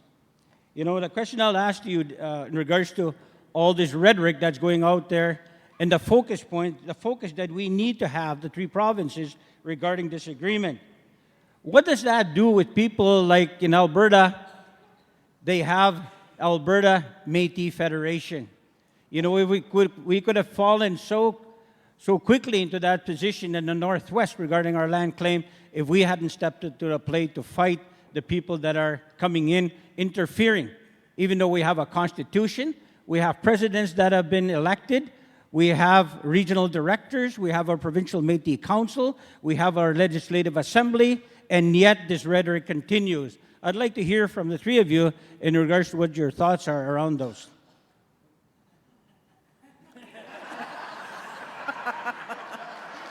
Jason, you have the short straw Okay, first. now- Oh, no. Now he has nothing to say. I will say something. So I think there's a few things that are embedded within there. The one thing is that I think is key in all of this is that these institutions, governments, have been built by the people, and they are democratic, and they are transparent, and they are why Canada actually is negotiating with these governments. Now, one of the things that happens within all governments is times people don't get elected. But it doesn't mean that, and that means because the people haven't chosen them to speak on their behalf. Now, one of the reasons why this self-government is so key is what's happened in the Métis Nation in the past is that group goes and takes their marbles and sits out of here, and there may just be 12 of them, and they can delegitimize our governance structures. Even though people have been elected at the ballot box, people go to assembly and get yelled at, I see it, but I love it because because that's leaders being held accountable. And the thing that has been used against the Métis, sometimes deliberately by other governments and sometimes by our own governments, is, okay, well, we'll go breathe life into where that dissonance is, as opposed to dealing with the legitimate government. I think what these MGRSAs clearly say, and we're going to hold Canada to it, is that you have a clear partner here who is authorized to represent the Métis people in Saskatchewan, the Métis Nation within Alberta, the Métis communities in Ontario, and you have to deal with those governments. And just because some people have sour grapes, or some people don't want others to run as fast as them, that can't be used to undermine or destabilize legitimate democratic Métis governments. And I think that that has to be, that is consistent with upholding the honor of the crown. The other thing that I want to highlight that Marilyn talks about is, this is a part that, we have to look at our history. Our governance structures, Riel did not hand down on tablets of saying, this shall be the provisional government for all of the Northwest from here and ever shall be. Our governments evolve like all governments evolve. The fact is we have the inherent right to self-government, and we need to continue to have those discussions about how we make them better. How do we make sure, as the youth were saying yesterday, that all of our citizens feel like they are being empowered by them? And the other thing that you need to focus on is, and I will say this from our just experience from working with other Indigenous communities who all face this, there will be a no faction, right? Anishinaabeg Nation just went through, and it will be sometimes from their own people. And that's good, because what you have to do is you have to convince people about why this is the pathway forward for them. But you can't talk about it in the nastiness and divisiveness. You have to talk about it in the relation of, how is this going to make people's lives better, right? How is this going to make sure that our kids aren't in care? How are we going to make sure that we have assemblies or meetings where people feel that they're in a safe space and able to talk? And that is what is key to self-government. And I think that is, and it's not easy, because there's a lot of, of that colonial legacy that blinds us in some ways within our own communities. I grew up with it. We all know that it's there. But I think that what we need to have is that our governments are a safe space for our people to come together and for them to be empowered by them, not disempowered by them. And I think that that message, that positive message, will win out. Trump. We'll see how that plays out, but that Trump effect of dealing with fake news, of constant negativity, it wears people down. And what the counter narrative is, when you see people like Bertha present yesterday, or Frank of saying, this is holding our people up. And that's what the MGRSA and the self-government process is about. And I think that, and that message needs to get out of, well, we can't, I'll use the saying that my grandma always had is, well, the pig wants you in the mud because one, if you fight that way, you're in the mud and the pig likes it. And so the reality is that and it is it's you have and it's the same thing. Government has to be a force of good in people's lives, right? Government has to be seen as a place to bring our people together. Government needs to be seen as a place where our people can heal, not be, assaulted. And so I think that in this process, we need to make sure and keep that's your lodestar, that's your focus, and then how do we keep that together? Because I think hope will overcome divisiveness every time. People will be drawn to that, and I think the MGRSAs and the positive path that has been laid out will get you there. Okay, we have two people at the microphones, and we're going to take these two questions and then go to a break. So let's start with you, Minister morning. from Saskatchewan. Good morning. Good morning. It is my opinion and understanding that the moment we signed the Canada Métis Nation Accord, that the role of the Métis National Council changed. And with the signing of the framework agreements and self-government agreements, that role further changed. And so, with that premise in mind, I'd be interested in knowing what the approach the federal government will take in next negotiations with the Métis National Council, its role and the monies that it receives or disperses. Thanks. So the question sounds to me like the role of the Métis National Council now is in a different position, and how's that going to impact the relationship with the federal government? Sure. Well, I suppose, the way we look at the Métis National Council, it's a representative organization. It's made up of 5 affiliates. 3 of them are in this room. We also have, as we know, the Manitoba Métis Federation, the Métis Nation of British Columbia. I think from our perspective, this is kind of a matter for the affiliates to actually work out themselves. I can tell you from the negotiating perspective, in my view, nothing changes. We have 3 agreements that we signed with the Métis Nations of Ontario, Alberta, Saskatchewan. The minister signed those. We're going to continue to progress on those as outlined in those agreements. We're also in negotiations with the Manitoba Métis Federation. Look forward to continuing those. Similarly with the Métis Nation of British Columbia, we're in discussions with them. I think, for us, it's all about reconciliation, trying to move the R6 forward there, and trying to work with the Indigenous groups to assist in helping you realize governance and exercise your inherent right of self-government as you individually see best fit. Maybe I'll just add that these agreements are signed with Canada and with you. That's the agreement. Okay, last question. Yeah, Brian Fayant, Alberta. That's good enough. First off, for Jason, I know you're asking us to ask questions, but Jason probably thought this thing through 10 times more than we've had, so he puts a lot of verbiage to it that takes us beyond that. But I do want to make a comment to Mr. Ross Petty. He made a comment that these agreements were in perpetuity. And I don't know if that's written in the agreements, but that's a pretty strong statement. And in perpetuity means for life or forever. So that's pretty important to us. Is that in fact true? So I'm glad you've allowed me to clarify that. They're in perpetuity as long as you don't want to change it.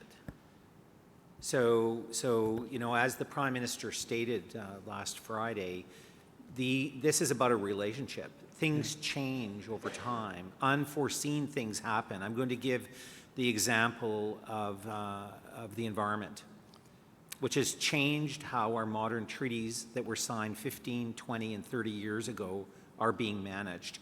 And so Canada's relationship is one about responding to those external changes, but there also may be internal changes that you want to have done in the future.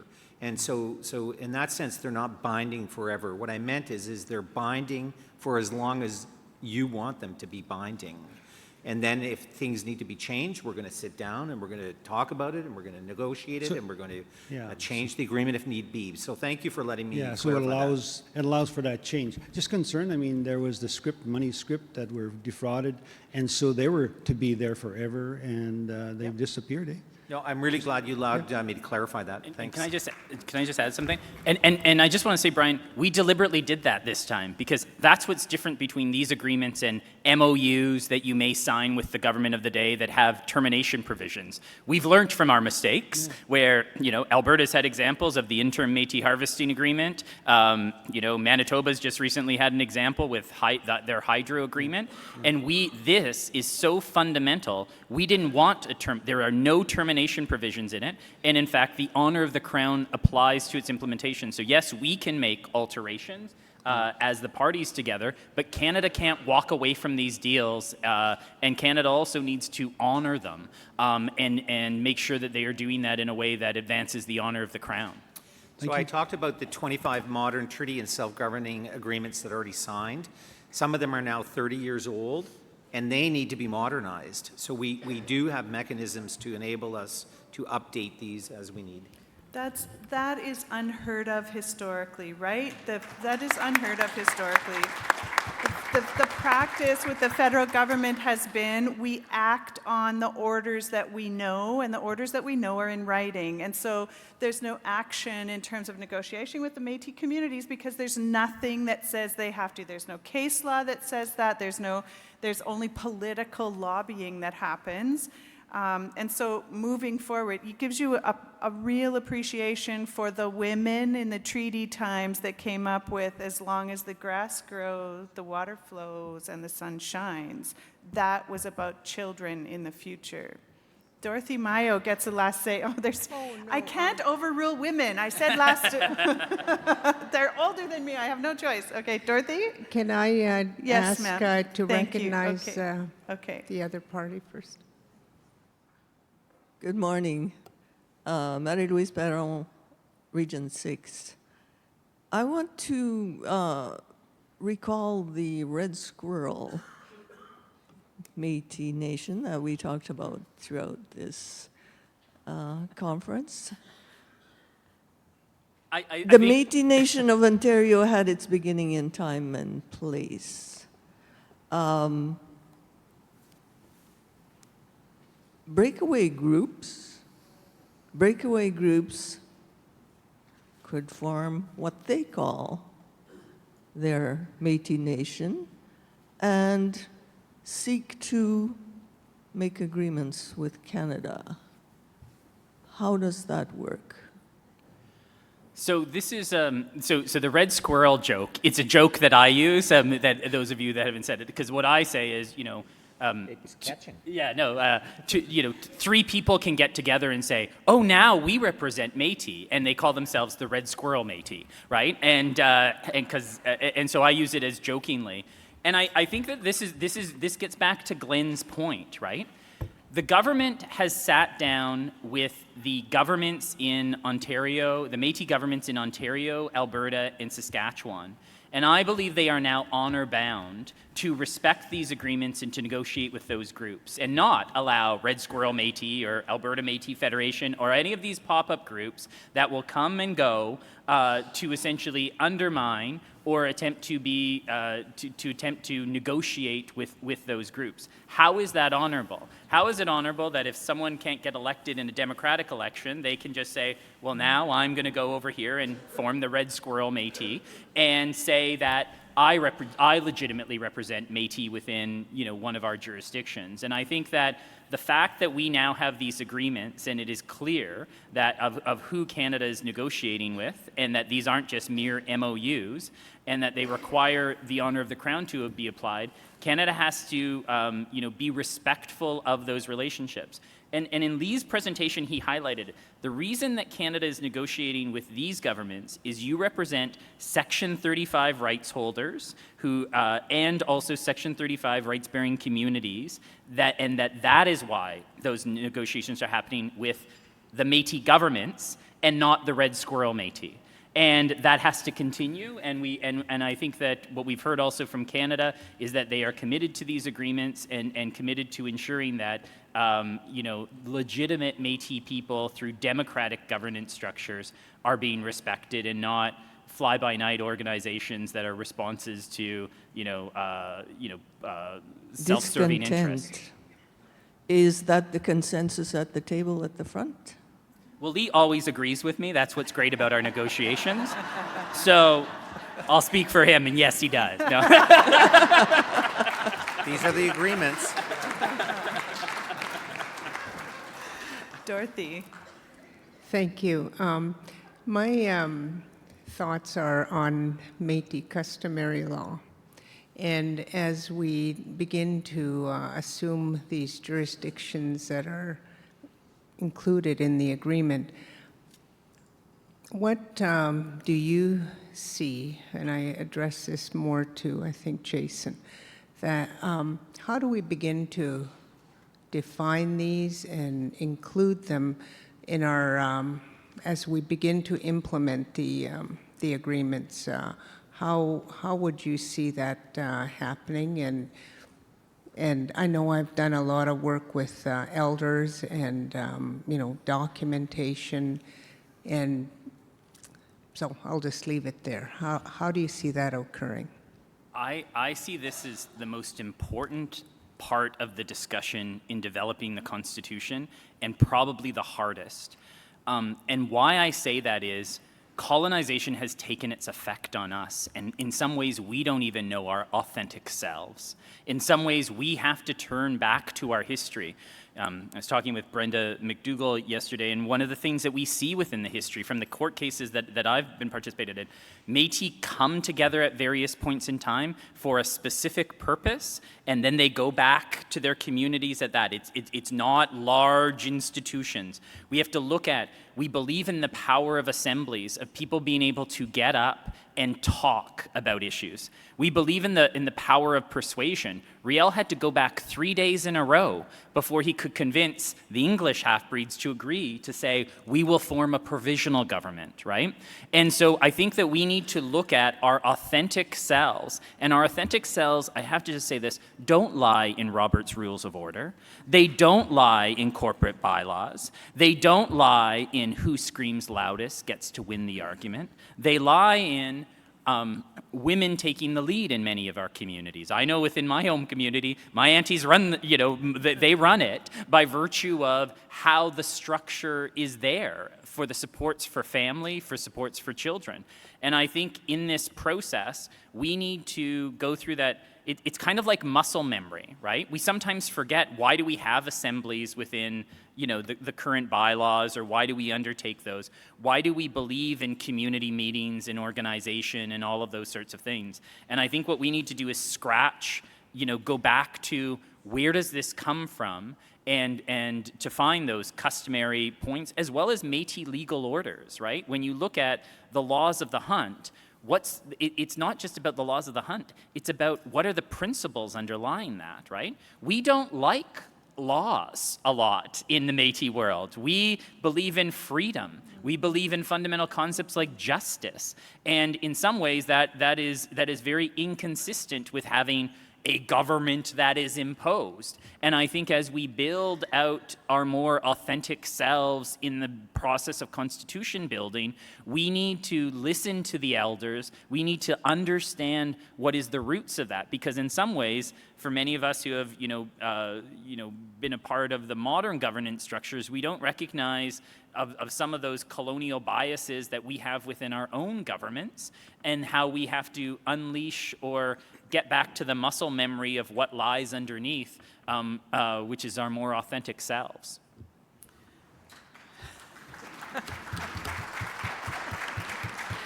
Sorry. Hi, I'm Deborah. Just a quick question, because I wasn't quite sure if Sir had actually fully answered my friend and colleague from Saskatchewan. What's happening with the National Council then at this point in terms of its relationship and the funds and governance? When each of these provinces sign these agreements, where does that leave the National Council at this point? Thank you.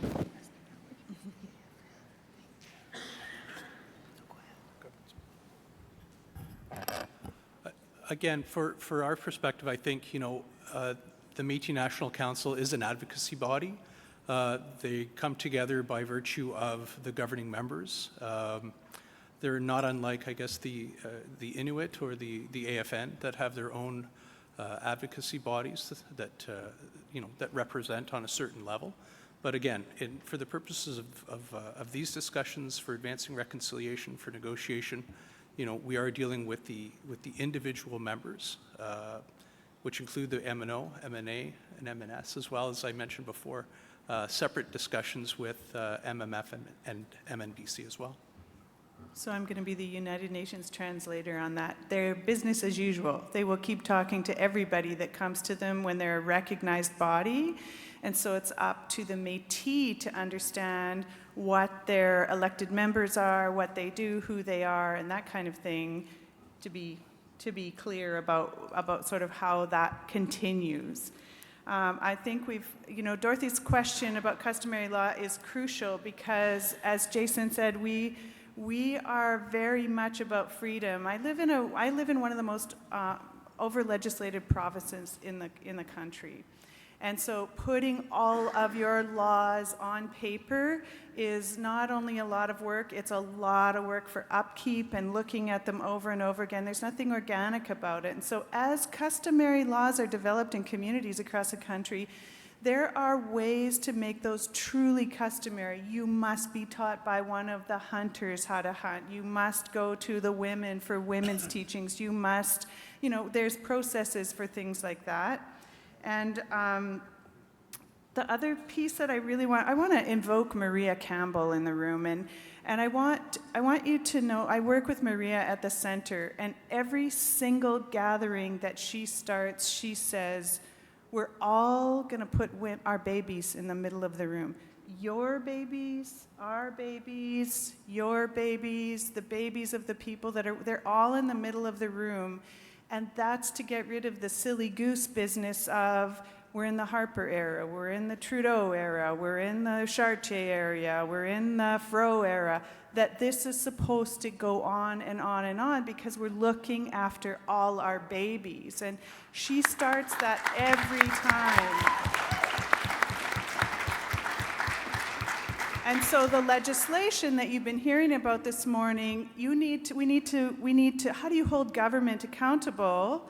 First of all, we have our own legislation. There's no gap. We have our own ideas, we have our own processes, and we hold ourselves accountable first on that measure. And then we look at the tests that are coming out of the Supreme Court of Canada, and we look at the legislation and policies coming out of the federal, provincial, municipal, and territorial governments and say, can you pass those tests? Are you held to those standards? So that everybody's looking after their babies into the future. Margaret is, after Margaret, you can shut the microphones off. Thank you, Marilyn. She calls me Margaret because we're related. Thank you, Marilyn, for that descriptive comment on accountability. However, if we, the governing members of Métis Nation, cannot hold Métis National Council accountable? Who can? We have been asking for accountability for the last 2 years, and the leadership there has refused to provide that accountability. So I want to know, and it's the white elephant in the room, who holds MNC accountable? Thank you.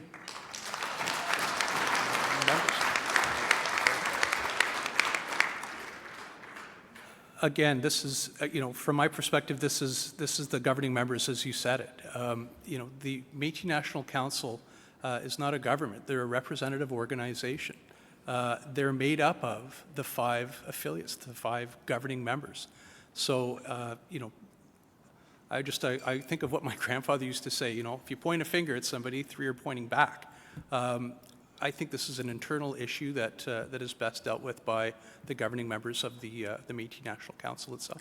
Yeah, I agree. I think that we shouldn't be asking the government of Canada what we should do about our own political structures. We're leaving that up to the people that we've elected to deal with that thing. We want to start to minimize going to the government over those kinds of issues. So you're allowed to go have a smoke or stop smoking. You're allowed to go have your coffee and a snack and come on back in 10 or 15 minutes, okay?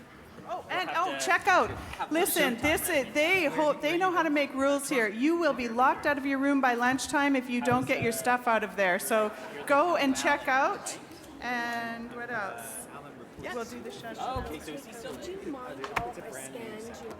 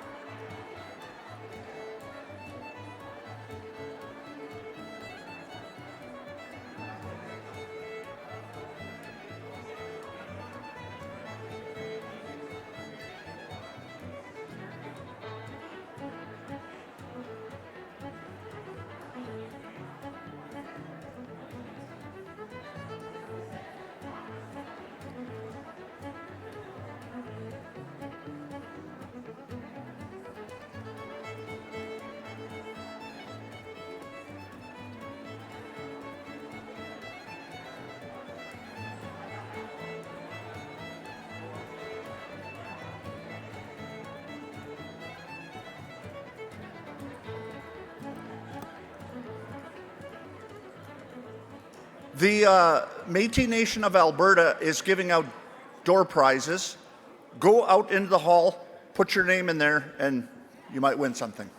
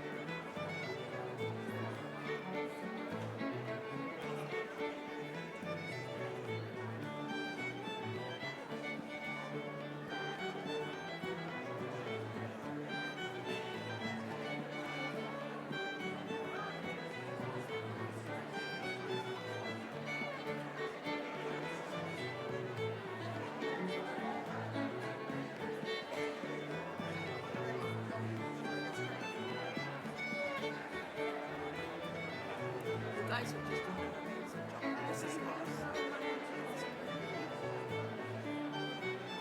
It is. Yeah, it is. And I think they know things are going on, but they're being very respectful of what's going on in other places.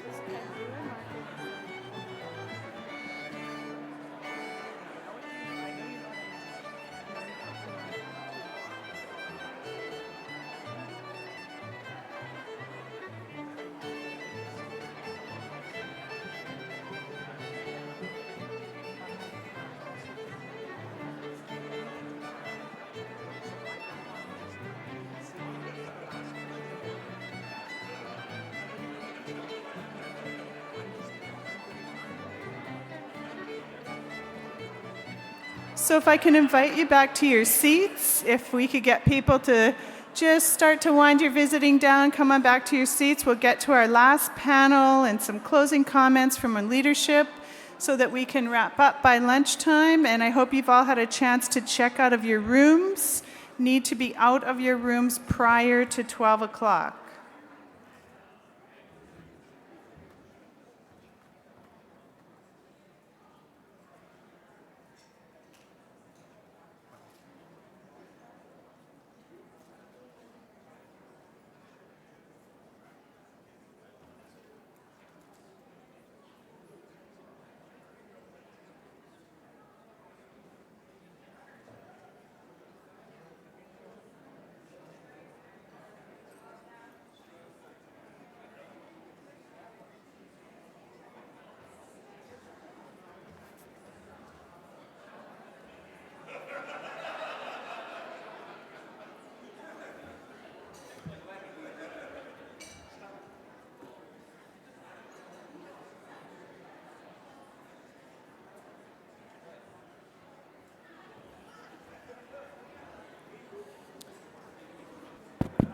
Okay, we're going to get rolling along here in a couple of minutes.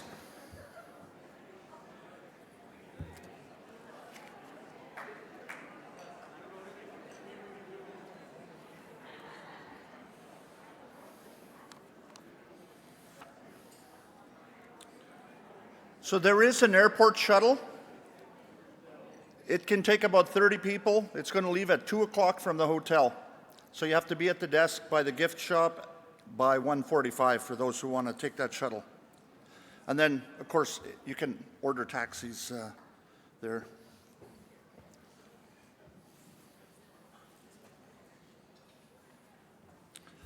All right, if we can call up Aaron, Mitch, Zachary, Emily.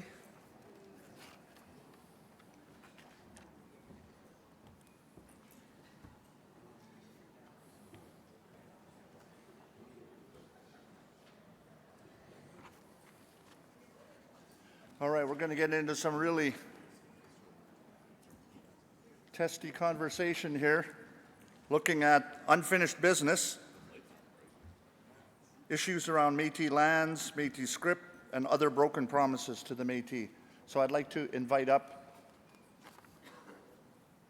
I got to remember how to say this, Le Président, Le Machif, Audrey.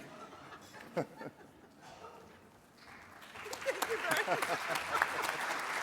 you. You're welcome. Thanks, Brian. Good morning, everyone.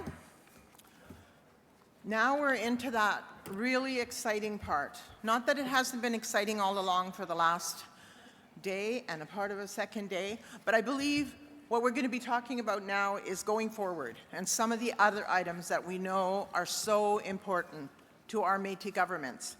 And we have some key people here that are going to talk to us about that. And I get the honor of introducing them. And I'm going to introduce all four, and then they're going to work it out amongst themselves who's going to talk first and who's going to talk last. So I want to introduce Emily Lehay, right? Lehay? Emily is an associate in the Aboriginal Law Group at Castles, and she's legal counsel to the Métis Nation, Saskatchewan. Emily works on Aboriginal legal matters related to Indigenous self-government, resource development, and Indigenous rights, Indigenous Crown relations, regulatory and constitutional issues. Emily has developed an expertise in Canadian Métis Section 35 rights and governance. Thank you very much for being here, Emily.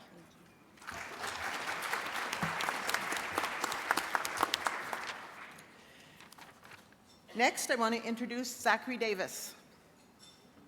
Zachary is a senior associate with Pape, Salter & Taillé LLP, and he specializes in Indigenous rights law with an emphasis on litigation and governance. Zachary has appeared before courts and tribunals across the country and at all levels of appeal. Zachary has been actively involved in several regulatory proceedings and related engagements with Indigenous communities relating to major energy and infrastructure programs.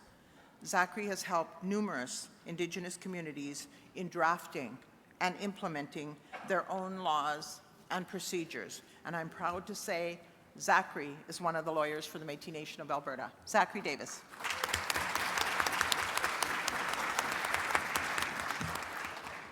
And Mitch Case. We all know him. Mitch is the president of the Métis Nation of Ontario Youth Council.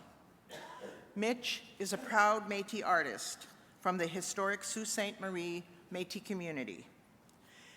Mitch has been a youth representative in his community since the age of 16, a regional youth representative from the age of 19, and he was elected president of the Métis Nation of Ontario Youth Council in 2012. Mitch serves on the, now let me mess this up, I hope not, the Anishinaabe Studies Program Coordinator at Kinumagwai,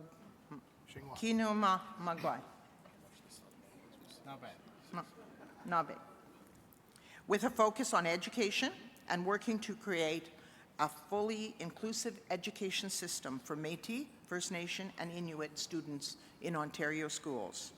Mitch volunteers in many local schools as well as colleges and universities, to talk about Métis culture, history, traditions. And Mitch has a passion for traditional Métis floral beading, and I'm sure we've all seen his work. Thank you very much, Mitch, for being one of our panel members. Mitch Case. And lastly, I want to introduce Aaron Barner. Aaron Barner is the Senior Executive Officer of the Métis Nation of Alberta. He has a business diploma in finance, a Bachelor of Management degree, and a master's degree in business administration. Aaron has been with us for quite some time. I'm not even sure when, because I can't keep track anymore. But he started off, he was brought in as a consultation coordinator on the duty to consult with industry and government. From there, we saw some other talents of Aaron's, and we moved him to do national negotiated endowment agreements for Rupert's Land Institute. From there, he went on to clean up and redesign our housing corporations. He's also a very key person at the Métis National Council Seniors Officials Meeting. As we all know, there hasn't been Board of Governors meetings, so us in Alberta, we want to make sure we know what's going on, and Aaron has taken on that role, which is very, very busy, in addition to all those other jobs he has.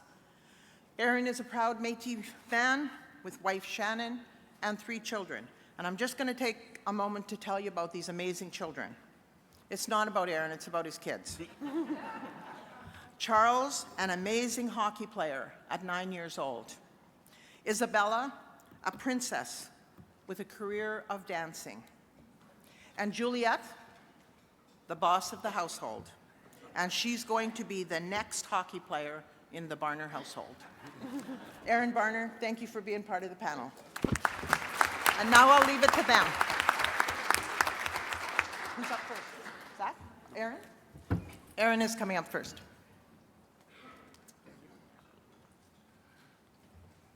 Good morning. I was asked to, before I start, just like to acknowledge Métis Nation Ontario and thank you for hosting, acknowledge our elders, our veterans, our entire delegation. Thank you very much. And it's nice to be here, actually, to be able to talk to people, to be able to be in a positive mindset and not be sitting around a round table arguing amongst ourselves. And I really like to thank the youth panel yesterday. You guys were amazing, and you did a great job. So I was asked to be on this panel, and I was initially going to present on some very specific claims. Zachary's and Emily and Mitch are going to drill down on some of those things. I'm not going to do that. But I just wanted to reflect on how we got here, how we got to the MGRSAs, how we got to Tri-Council. And a lot of you don't know, but how this process actually started out was on the heels of the MMF Supreme Court decision and that win. They set up exploratory discussions, and these type of things. And myself and leadership and others from the Métis Nation of Alberta recognized that what happened in the decision of the Supreme Court is very much similar to the claims that we have in Alberta. And the Liberal government committed to doing things differently, and it just started with a conversation that said, hey, listen, we have these claims too. We don't need to spend 30 years in Supreme Court and $30 million to get to an exploratory discussions table, do we? And the response was, no, let's do something different. Let's set up a table, and we shook hands, and I went back and I told Audrey, listen, we're going to get an exploratory table. I called Jason. He didn't believe me, because he said, well, there's a process. There's a 6-step process. We're not even in step 1. It's not happening. Well, he did some background checking and found out, no, it is true. We are going to get one.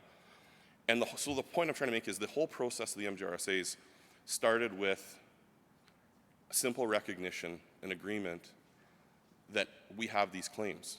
And these claims do, in my opinion, need to be settled. and they need to be settled in conjunction with our journey to enabling legislation and constitution development, all these things that we are building for our self-government process. And it also got me to think that we've had some major announcements. We've had post-secondary accords, housing accords, early learning and childcare, so on and so forth. We all know them, we all live them. Some of them we still haven't received the funds, we've signed the documents, and that's a whole nother thing. But it got me to reflect, and you think about, and Zachary's going to talk about one of what the Supreme Court calls one of the sorriest chapters in Canadian history, which was essentially what happened with Metis scrip. And we know what happened in Manitoba, 1.4 million acres of land. We know St. Paul de Metis,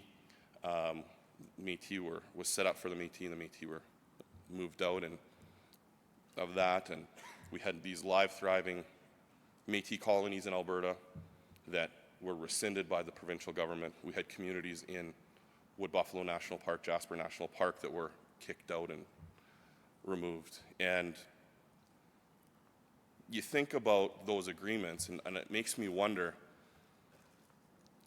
if the Crown acted honorably and scrip was meaningfully implemented, and these other things were meaningfully implemented, would we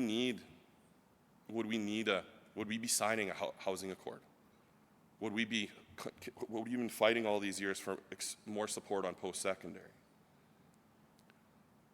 And I don't think we would have been. I think we would have had these systems for our people built in the first place.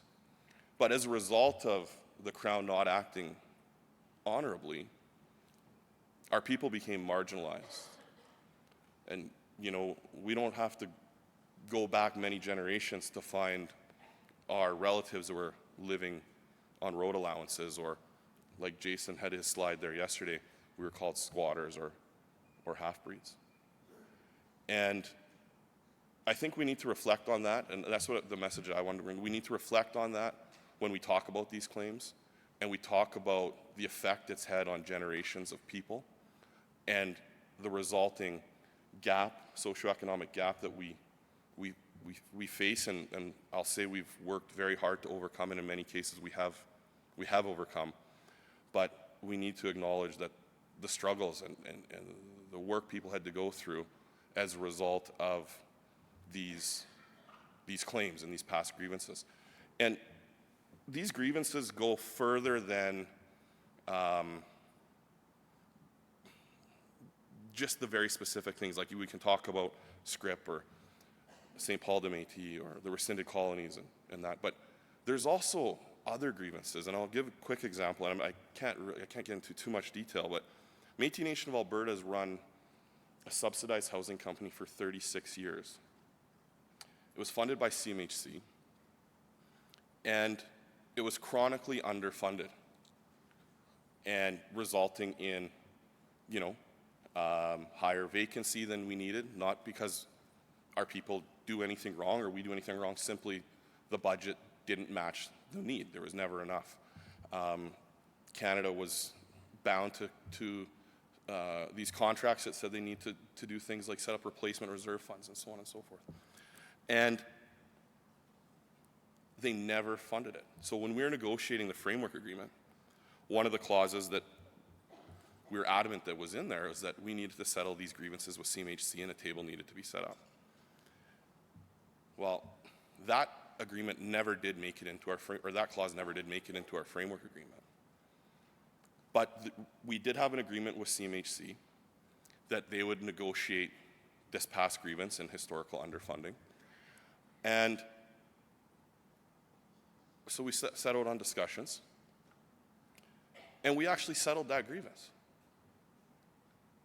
Tens and tens of millions of dollars that the government recognized that they underfunded our housing company. And it was an interesting process to get to that. They acknowledged it. We did all the work to show the spreadsheets and the consultants and the accountants and my time and we did all the work to prove this number. And you know what they did? They sat back and they watched us. They watched us turn our housing company around. They watched us have meaningful engagement with our board of directors, with our tenants, with our staff. They watched us build our policy framework. And then one day I got a phone call that says, we're willing to settle. You guys are doing such a great job. We acknowledge this past grievance and we're willing to settle this with you in whole. And so in saying that, there's all kinds of grievances and all kinds of past injustices. And I think when they talk about it, I just wanted to make sure that people realize the effects it's had on our people. And even just with our housing company, if you're running, because government's not funding you to renovate and get stuff ready, if you're running a subsidized company and because of the actions of government, you can only ever be at 80% occupancy, that's not right. That affects our people. That affects our families that are sitting there. And so in saying that, I just want to acknowledge Canada and the negotiation team. I'm not going to call you all out by name, but you know who you are, in being there with us and working with us to get these things done. I believe our framework agreement that we signed in November of 2017 does provide us with the framework and the coverage that Canada needs to set up a table to actually sit down and settle these claims. Okay, so anyways, that's it for me. Thanks a lot. Have a great day.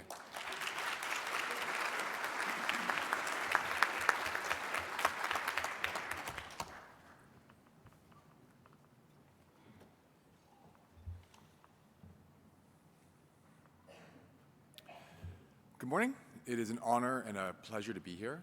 I, as Aaron alluded to, am going to kind of drill down into the specifics of some of the outstanding claims that the MNA needs to deal with on this journey towards reconciliation with Canada.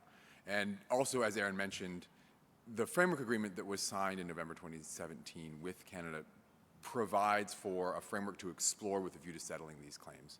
And for a while, that work did take a backseat. It took backseat to recognition of self-government and getting the MGRSAs and putting that in place. But now that that work really does seem to be on track, we are shifting focus, and it looks promising in terms of being able to craft together collaboratively a way forward to work through some of these claims. So if I could get the slideshow up, that would be great.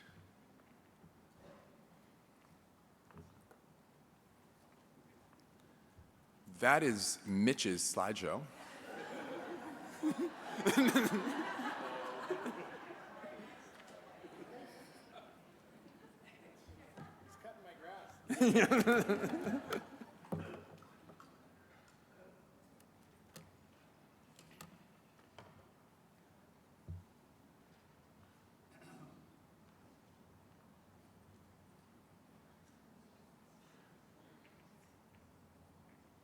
Excellent. Most of the focus of this morning's presentation, from me at least, is going to be on scrip. And I could talk all day about scrip. Some people have seen me go on and on about scrip. Scrip is very complicated, and at the heart, it's simple. It was an atrocious injustice. But exactly how it rolled out was an absolute masterpiece of colonial bureaucracy, which means it's almost impossible to understand. But I'm gonna do my best to break it down simply, because it really does set the stage for the dispossession at the root of all of the other Métis claims in Alberta.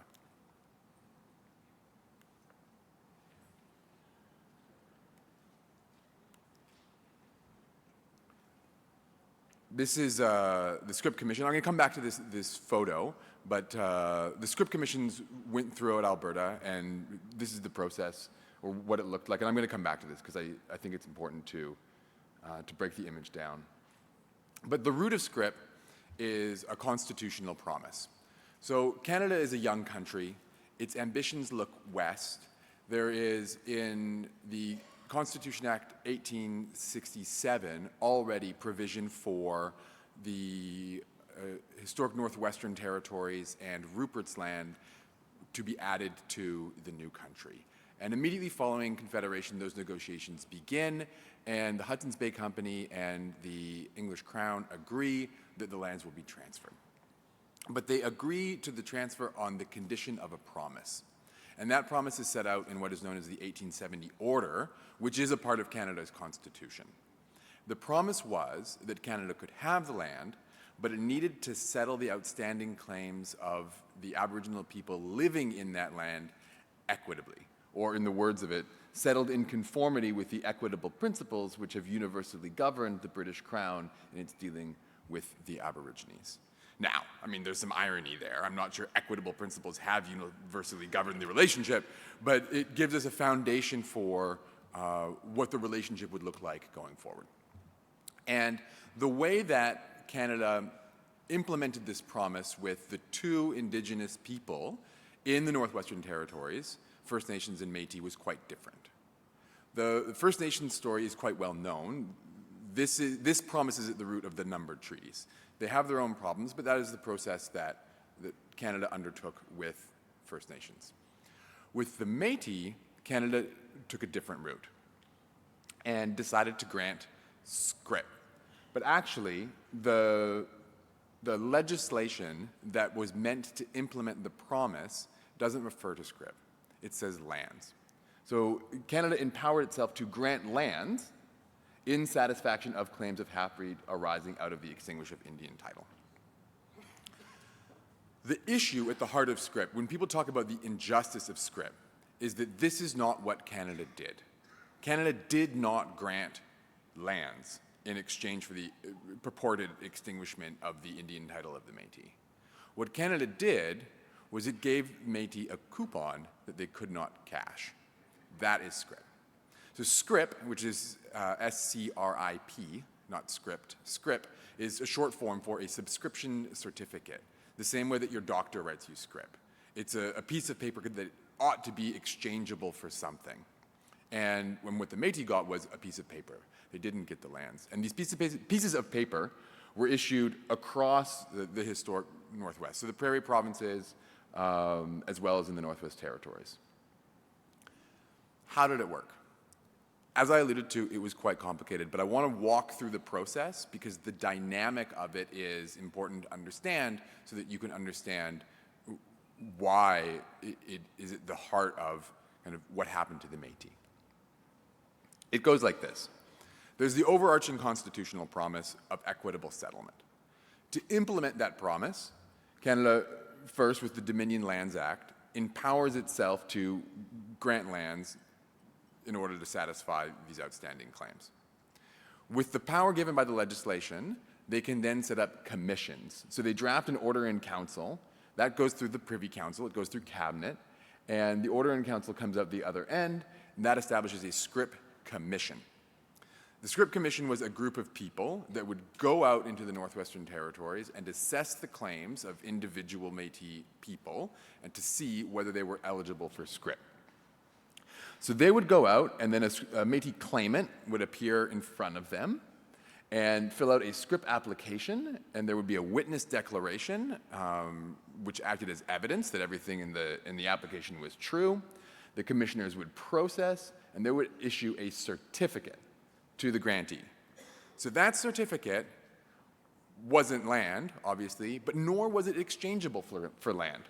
What would then happen is that the person, the Métis recipient, would need to take the certificate and mail it to Ottawa. So they mail it to Ottawa, where the Department of Interior processes it, and they issue a scrip coupon. Then they send the coupon back in the mail, back to the Northwestern Territories, to the recipient, who receives it. Now, the person still doesn't have land, but they at least have a coupon. They take the coupon to the Dominion Lands Office. At the Dominion Lands Office, they can locate the coupon. So on a list of available lands, and we'll get to the problems with that, but on a list of available lands, they can pick where they want their land to be. At which point, they need to mail in another application. So the application goes from the land office, is mailed back to Ottawa, and eventually, back to the land office comes the the letters patent. And the letters patent, at that point, the person owns the land. This is how it ought to have worked in theory, and just to break it down so everyone understands, it kind of looks like this. Here's the order in council that set up a scrip commission. There were several, but this is an order in council that set up one of the scrip commissions.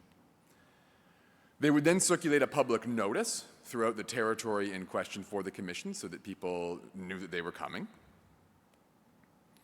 They'd then set up a tent, and it took weeks. You know, the number treaties were negotiated in a number of days, usually.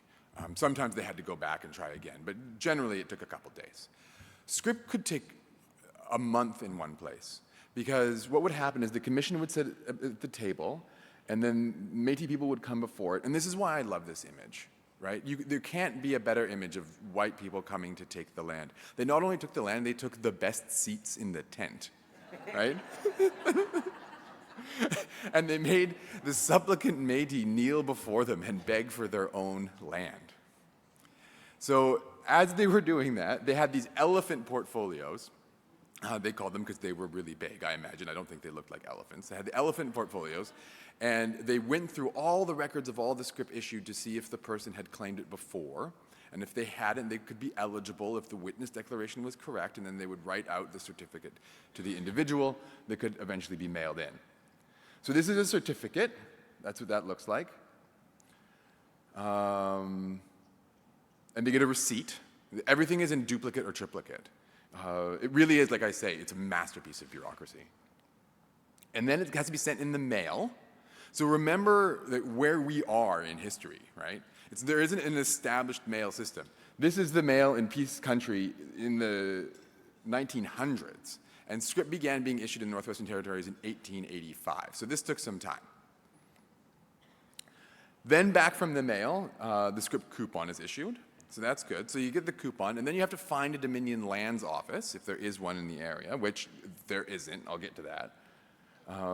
But you get to a Dominion Lands office. This is in Grand Prairie in 1911, they finally put in a Dominion Lands office. That was 10 years or 12 years after they issued scrip in the area. So you locate your lands at the office. You then send that back in the mail again. That goes back to Ottawa in the mail. And you finally get your letters patent. That's the theory. There are a number of problems with the theory, right? And I'm going to walk through some of them briefly. I don't have all day, but really you can talk about the problems all day. The first problem with the theory is delay. The promise was made in 1870. No scrip was issued until 1885. And it's not a coincidence that 1885 is when scrip begins to be issued. It's in 1885 when there's a Northwest resistance. Government has a serious problem in governing the country, and they decide they need to do something about it.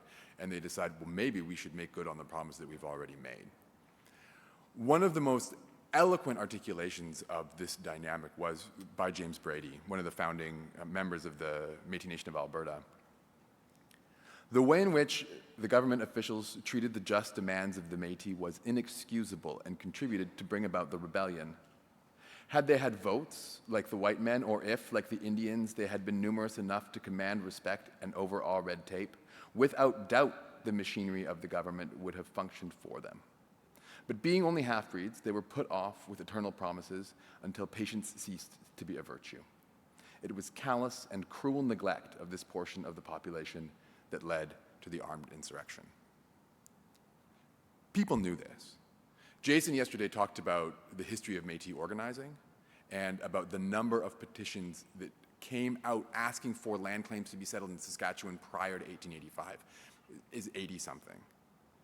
When Gabriel Dumont went to Montana to bring Louis Riel back, he didn't do it so that they could strike another provisional government. He did it because Louis Riel was good at writing petitions, and they wanted him to write petitions. But they were all ignored. They were all ignored until there was a serious crisis of the rule of law from Canada's perspective, and they needed to do something to make good on this historic promise.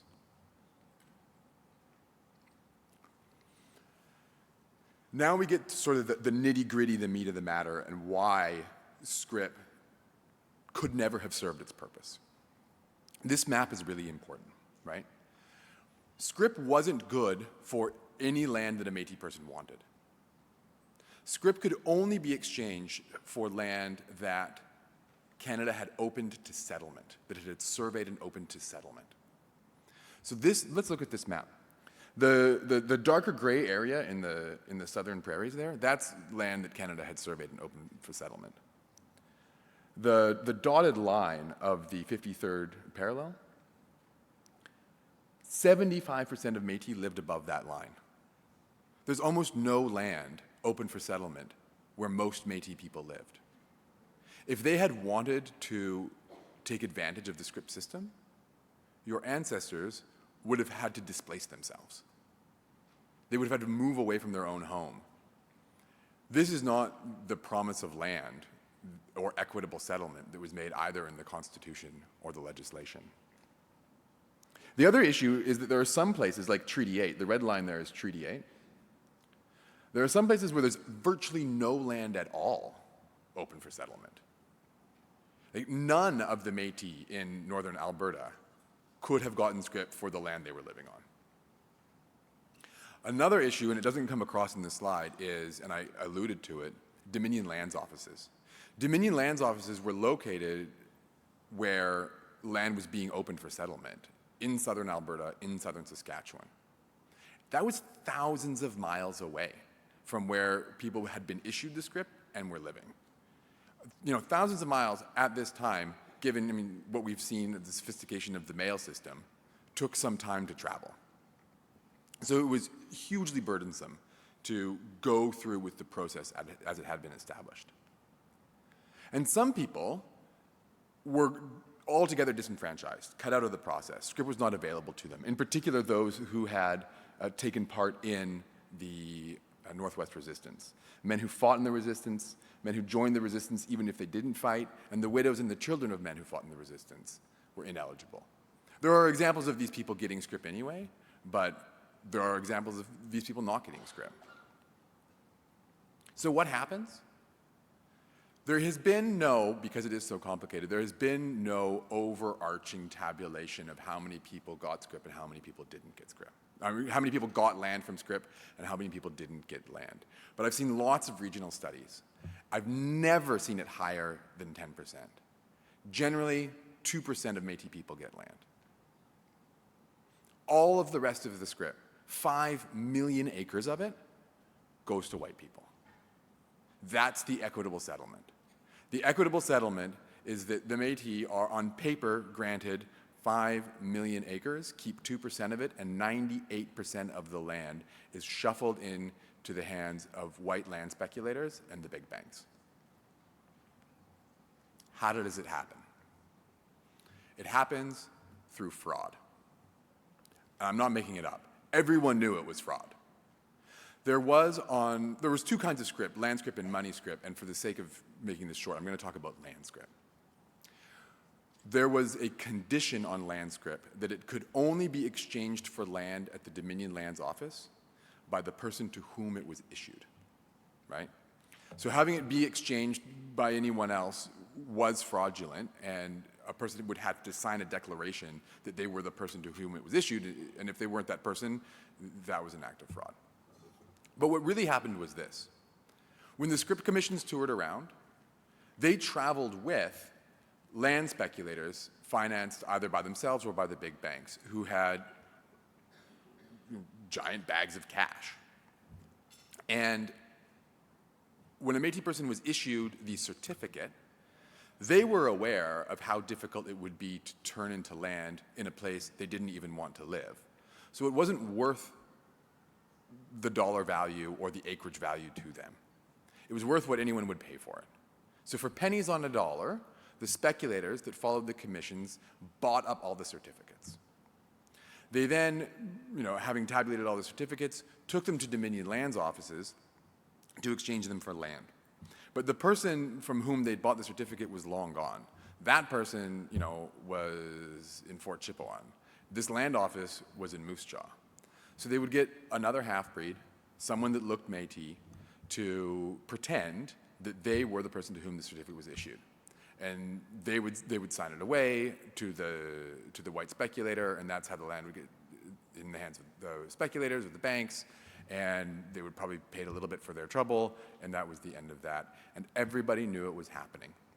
This is a legal memo prepared by the Department of Justice that explains the process as I just explained it, and explains that the practice appears to have been very widely indulged in at one time. The practice was winked at, evidently, at the time, and the offenses were very numerous. This is what happened to 98% of the scrip issued. And the Métis knew it too. They knew it because by this point in history, by the 1910s, by the 1920s, they had no land to live on. This is where the Métis kind of, in the popular consciousness, cease to become Otipemisiwak, the people that own themselves, and start to become road allowance people who are squatting on crown land, squatting at the edge of towns across the prairies. And they begin to write petitions again. They organize again. That is, as James Brady called it, the only weapon the Métis have. They organize, they write petitions. Every petition is denied. Canada says, we can't strike a royal commission to look at this as a collective issue. Scrip was issued to individuals. We need to deal with it on an individual basis. So, Métis in Alberta organize again. And they bring a prosecution of Mr. Richard Secord, who is known as the millionaire school teacher for all the land that he made speculating on Métis scrip. And in March 1921, the charges are brought, and the case is remanded for trial, and he's set free on $5,000 bail, which was serious money in 1921. And the powers that be, and I'm going to watch my language, the powers that be in Alberta lose their poop. This would have undermined really the wealth that had been built up in the very early years of colonizing the West. And so James Lougheed, who was then a senator for Alberta in the Canadian Senate and the grandfather of Peter Lougheed, the eventual premier of Alberta, and interestingly enough, married to a Métis woman, he introduces an amendment to the criminal code in the Senate of Canada and explains that the reason he's doing it is to make sure that those people that benefited from Métis scrip fraud cannot be prosecuted. They change the statute of limitations to make sure that that all claims, criminal claims for Métis scrip fraud, were expired and couldn't be pursued. This is the amendment to the criminal code. Prosecution shall not be taken after 3 years from offense in connection with any offense relating to or arising out of the location of land which was paid for in whole or in part by scrip or was granted upon certificate issued to half-breeds in connection with extinguishment of the Indian title. For all other kind of land fraud, this didn't apply. For other kinds of scrip, like there was other kinds of scrip. The scrip was issued to soldiers from the Boer War. This provision didn't apply. This only sheltered people who had defrauded Métis. And as a result of that, the Métis, through colonial forces that had taken over their homeland, become the road allowance people. This is what disenfranchises them. This is what strips them of their land.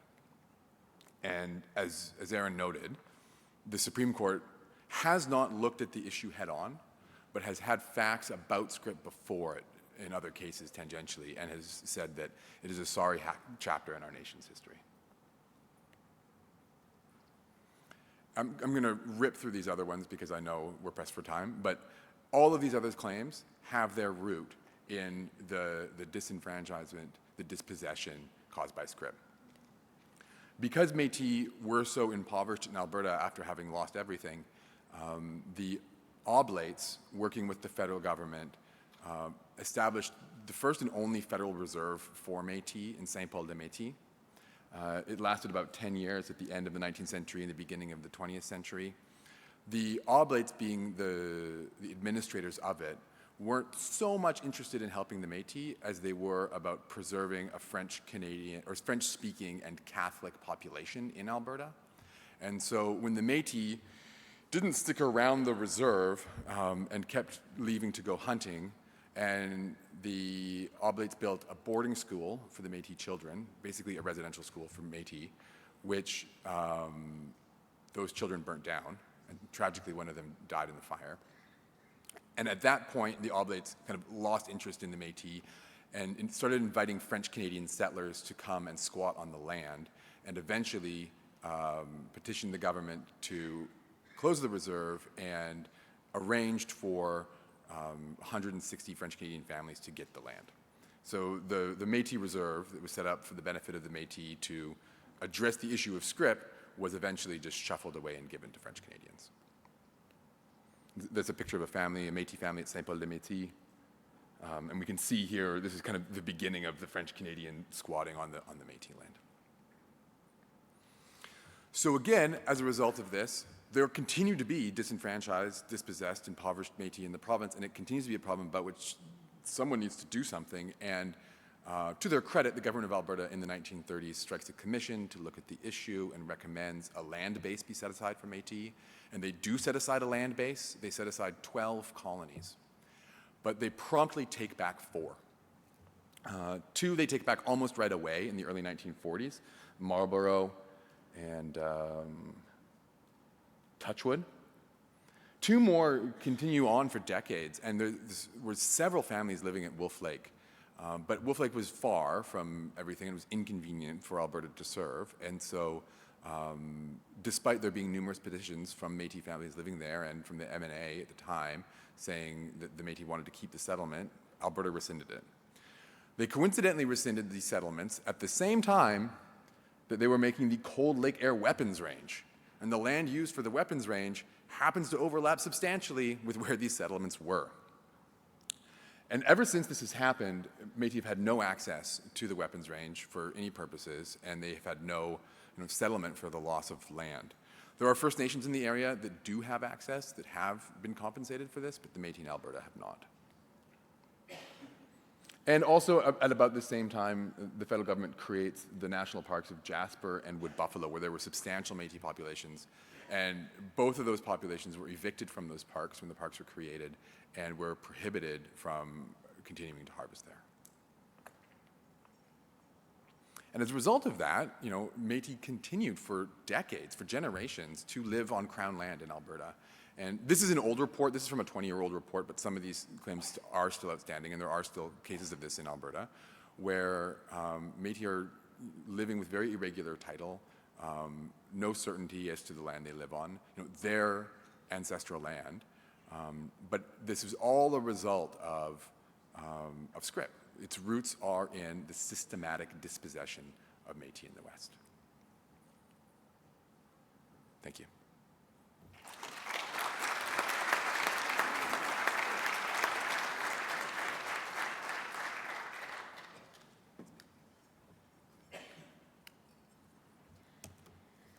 Hi, everyone.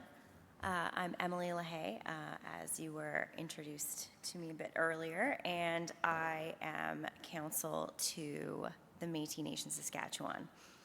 So I will be talking today about the Northwest Saskatchewan Métis land claim, and I think this flows really well from the amazing talk that we just had on scrip, because right now we can show you sort of what we're doing in Saskatchewan and what's been going on for a number of years. This started in 1994 to sort of work toward taking back that land.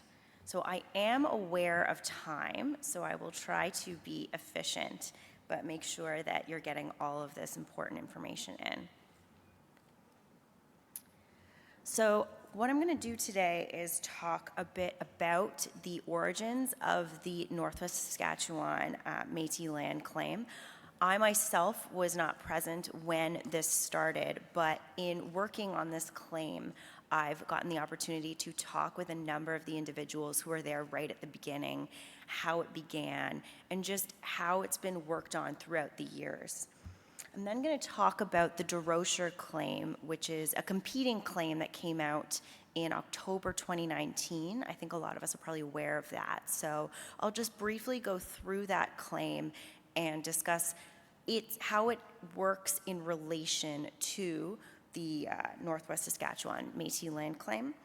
I'll talk about what we are doing at the MNS, our land claims policy, and sort of the current status of our work and some of the next steps that we're going to be taking.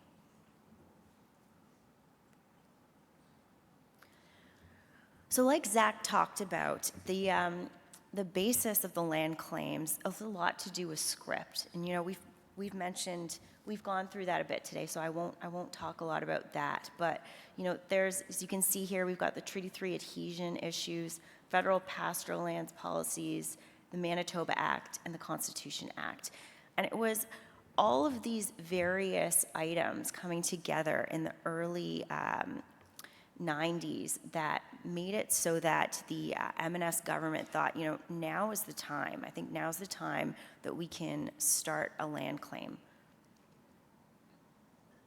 So in 1994, the plaintiffs, who included the M&S, Métis National Council, Métis Society of Saskatchewan, Inc., and this is the predecessor to the Métis M&S Secretariat, Inc., which is the not-for-profit arm of the M&S, and a number of Métis local presidents who are in the Northwest Saskatchewan area. They filed this land claim at the Saskatchewan Court of Queen's Bench on behalf of all Métis in Saskatchewan. Now, in this land claim, the plaintiffs argue that Canada acted in a breach of their fiduciary duty obligation to Métis by imposing a script system, and that Canada knew the script system was designed to and would destroy the base of land and resources which the Métis were entitled to and needed. They also argued that the Aboriginal title and rights to their homeland were never extinguished. So I'm just going to show you a map of the area for the 1994 land claim. So this is northern Saskatchewan. This is not all of Saskatchewan. If you'll notice the top right there, we have that dotted line on the map. That's the line between Saskatchewan and the Northwest Territories. So looking at that, you can really see that, you know how Zach was saying that most of the Métis were living in the northern areas of the provinces. And you can see that right here. The claim is right in that Northwest Saskatchewan area, and it covers quite a large area.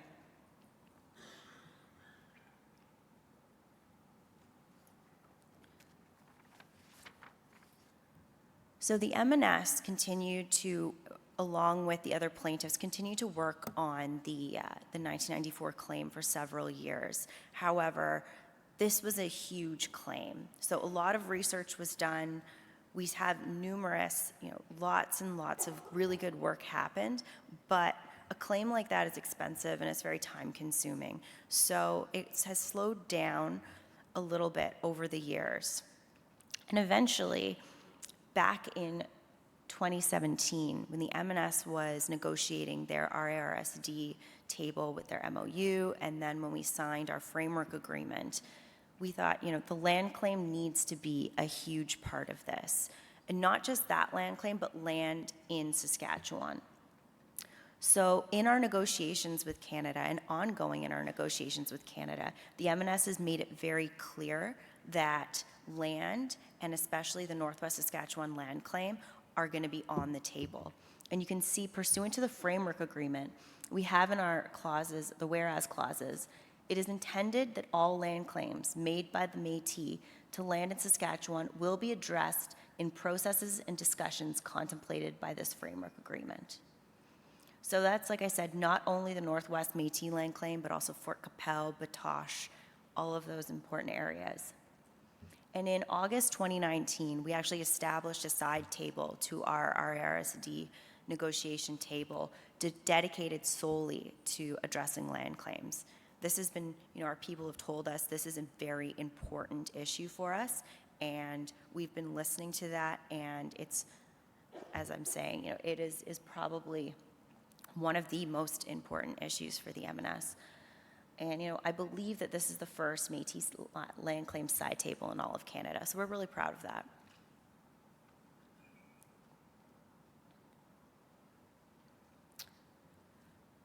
So in the fall of 2019, another land claim was filed on behalf of the Métis. And this was filed in the federal court on behalf of Métis in Alberta and Saskatchewan. The plaintiffs in this are personally named Métis individuals in communities and locals, both in Alberta and Saskatchewan. And this land claim, I'll show you a map in a minute, concerns lands both in northern Alberta and northern Saskatchewan. And this Saskatchewan portion of the 2019 land claim overlaps, I would say, almost entirely. We need to, the maps, you'll see the two maps almost entirely with the Northwest Saskatchewan land claim. So the plaintiffs sought essentially almost identical things that are sought in the 1994 land claim, declaration recognizing your Aboriginal title, rights to ownership, possession, occupation, use, and the benefit of the claimed land.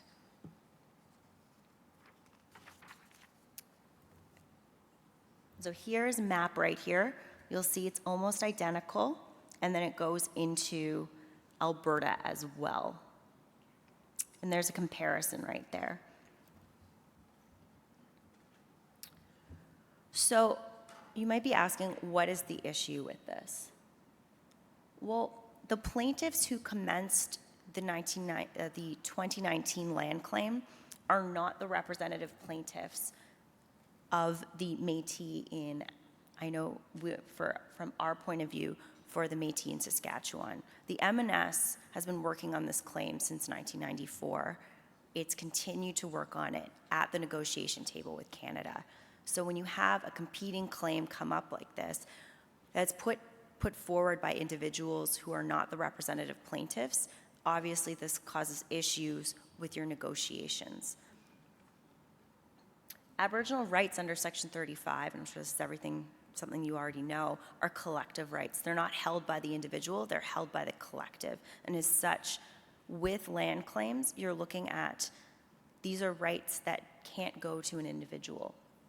And the M&S, as we've seen in their framework, in all the work that they've been doing, and in the MGRSAs, have been recognized as the Section 35 rights holders of the Métis in Saskatchewan and the representative government. In addition, there was a number of administrative issues. For example, counsel for the plaintiffs in the 1994 action had previously acted for the M&S in matters concerning the Northwest Saskatchewan Métis land claim. This is a conflict of interest, of course, and the M&S, as I've discussed, has been negotiating this land claim with Canada already, so this is an ongoing matter.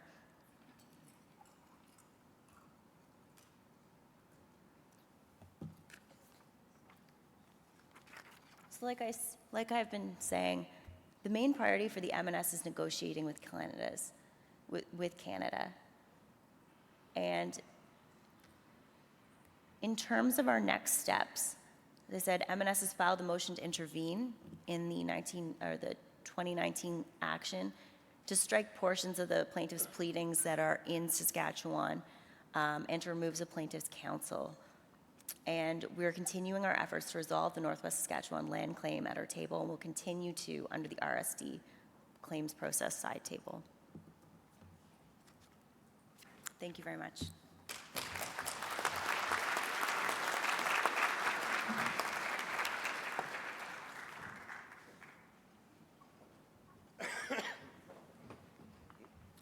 Should be we'll see. Is there a clicker? Oh, there it is. So thank you, Audrey, for that kind introduction, and to the MNO, the MNA, and the MNS for inviting me up here. There should be a slideshow. So one of them is going to be historical information. I think it's that one over there. And no, apparently not. Okay, so this is history, this is facts, this is important. This is, if you're bored of listening to me, there's some fun memes, but they're educational memes because we have to find a way to reach our young people. And so they're educational memes, and they'll teach you a little bit about Ontario Métis history. So This quote here that I use as a title a lot is a quote from one of my cousins. She's one of the elders back in our community, Dolores Pinder, and she always says that her mother used to say, "We were here." She said, "Never forget that we were here before the betters came, the people who thought they were better than us." And we have to always remember that, right? That we were here first. I want to start off with this quote, and this is where it all comes from in the way that we think about these things. And it's a quote from Riel talking about how we are not birds. We need land to walk upon, right? We have to walk upon the ground. And education happening over there, sneaky. And I think that, you know, there has been, and Jason talked about this the other day, there has been this impression that, you know, when we talk about Métis rights, when we talk about self-government, we're just having this abstract concept of, you know, governing these societies or these not-for-profit corporations, and that we're not talking about land. Let's leave that idea at the door. Let's leave here today completely leaving behind the idea that we are not talking about land, because we are. I think when it comes to claims in Ontario, this is not an exhaustive list. This is just a list of the things that, the ones that I talk about quite frequently, the ones that I sort of am able to speak about with some degree of knowledge and whatever else. The Agua Bay eviction of a community just north of Sault Ste. Marie in 1967 to create Lake Superior Provincial Park. It's a beautiful place, but they burned our village down to create that place. And that is still something that needs to be dealt with. The Penetanguishene petitions, where the community that was there is petitioning for the recognition of their rights. The Treaty 9 petitions in 1905, it's the same thing. It's those communities coming together, those families coming together and saying, you need to recognize our rights, and they're asking specifically for scrip. They write that they know what has been happening out west with the issuing of scrip, and they are asking for that same promise. There is what I think is a bigger and more fundamental question, which is the Drummond Island removal, which is what led to the relocation of that community from Drummond Island to Penetanguishene. And for, you know, my family's from there too, we're connected to that place. And I think we need to have a bigger question than just the Penetanguishene petitions, but also about who the hell gave Britain the authority to give away our island. When they gave that away to the United States, they had no authority to do that without our permission. And it has nothing to do with the petitions. It has to do with the fundamental claim of who gave them that authority. And I think we need to have that conversation. And these things predate Canada. This was the British government operating at that point in time. And I think we need to have that conversation as well.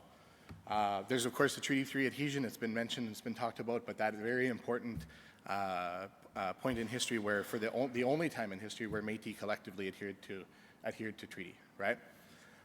And then there's the one that I want to tell a little bit about the story about today, which is my home community in Sault Ste. Marie and the river lots. And it's just such a cool story. There's troops, there's armed Indian insurrection, there's all kinds of, it's really exciting story.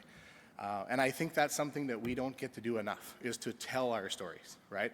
And I think that it's part of why there are confusion about who are the Métis in Ontario, is because we haven't told our story enough, right?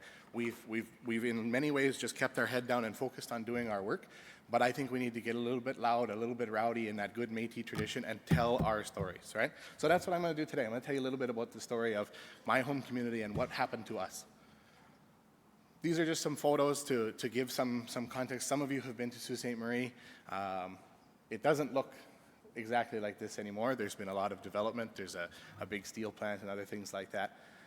But this is at the height of when this was our community and it was nobody else's. And I think that, I always wonder, you can see these guys that are painted in these pictures. You see there's 3 people back there. I wonder who they are, right? We have no idea who they are, right? But these are on those river lots in Sault Ste. Marie. And I just wonder, I put our imagination to wonder who they are and what are they doing that day, right?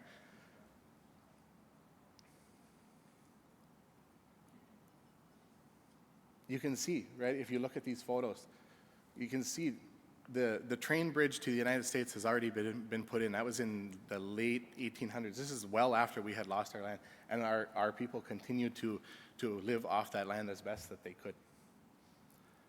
These are the sort of communities, and this is Jason and Art Bennett, if he's still here. We always scrap about this, that little purple line up there.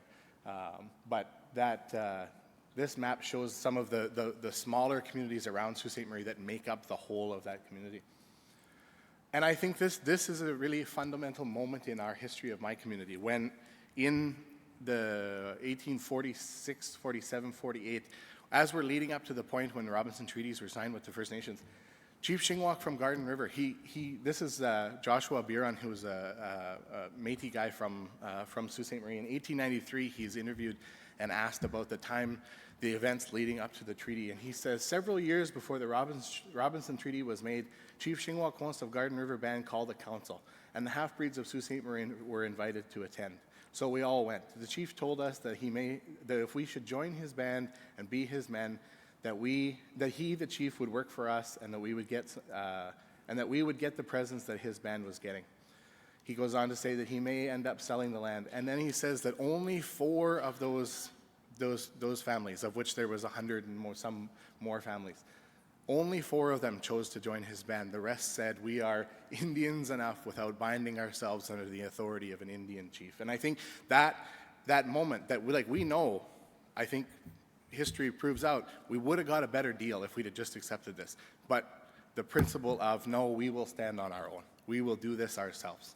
And I think that has always been the way that we are. I think that that's a really important way of understanding our history.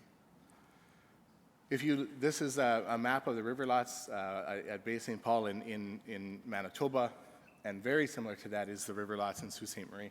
The yellow ones, that's one of what's sort of my most direct family. We're related to, what Jason says, we're related to most of those families, so it gets a little tricky, but that's sort of our main line there. And I think this is something we have to address. When we talk about reconciliation, we also have to talk about truth. Right?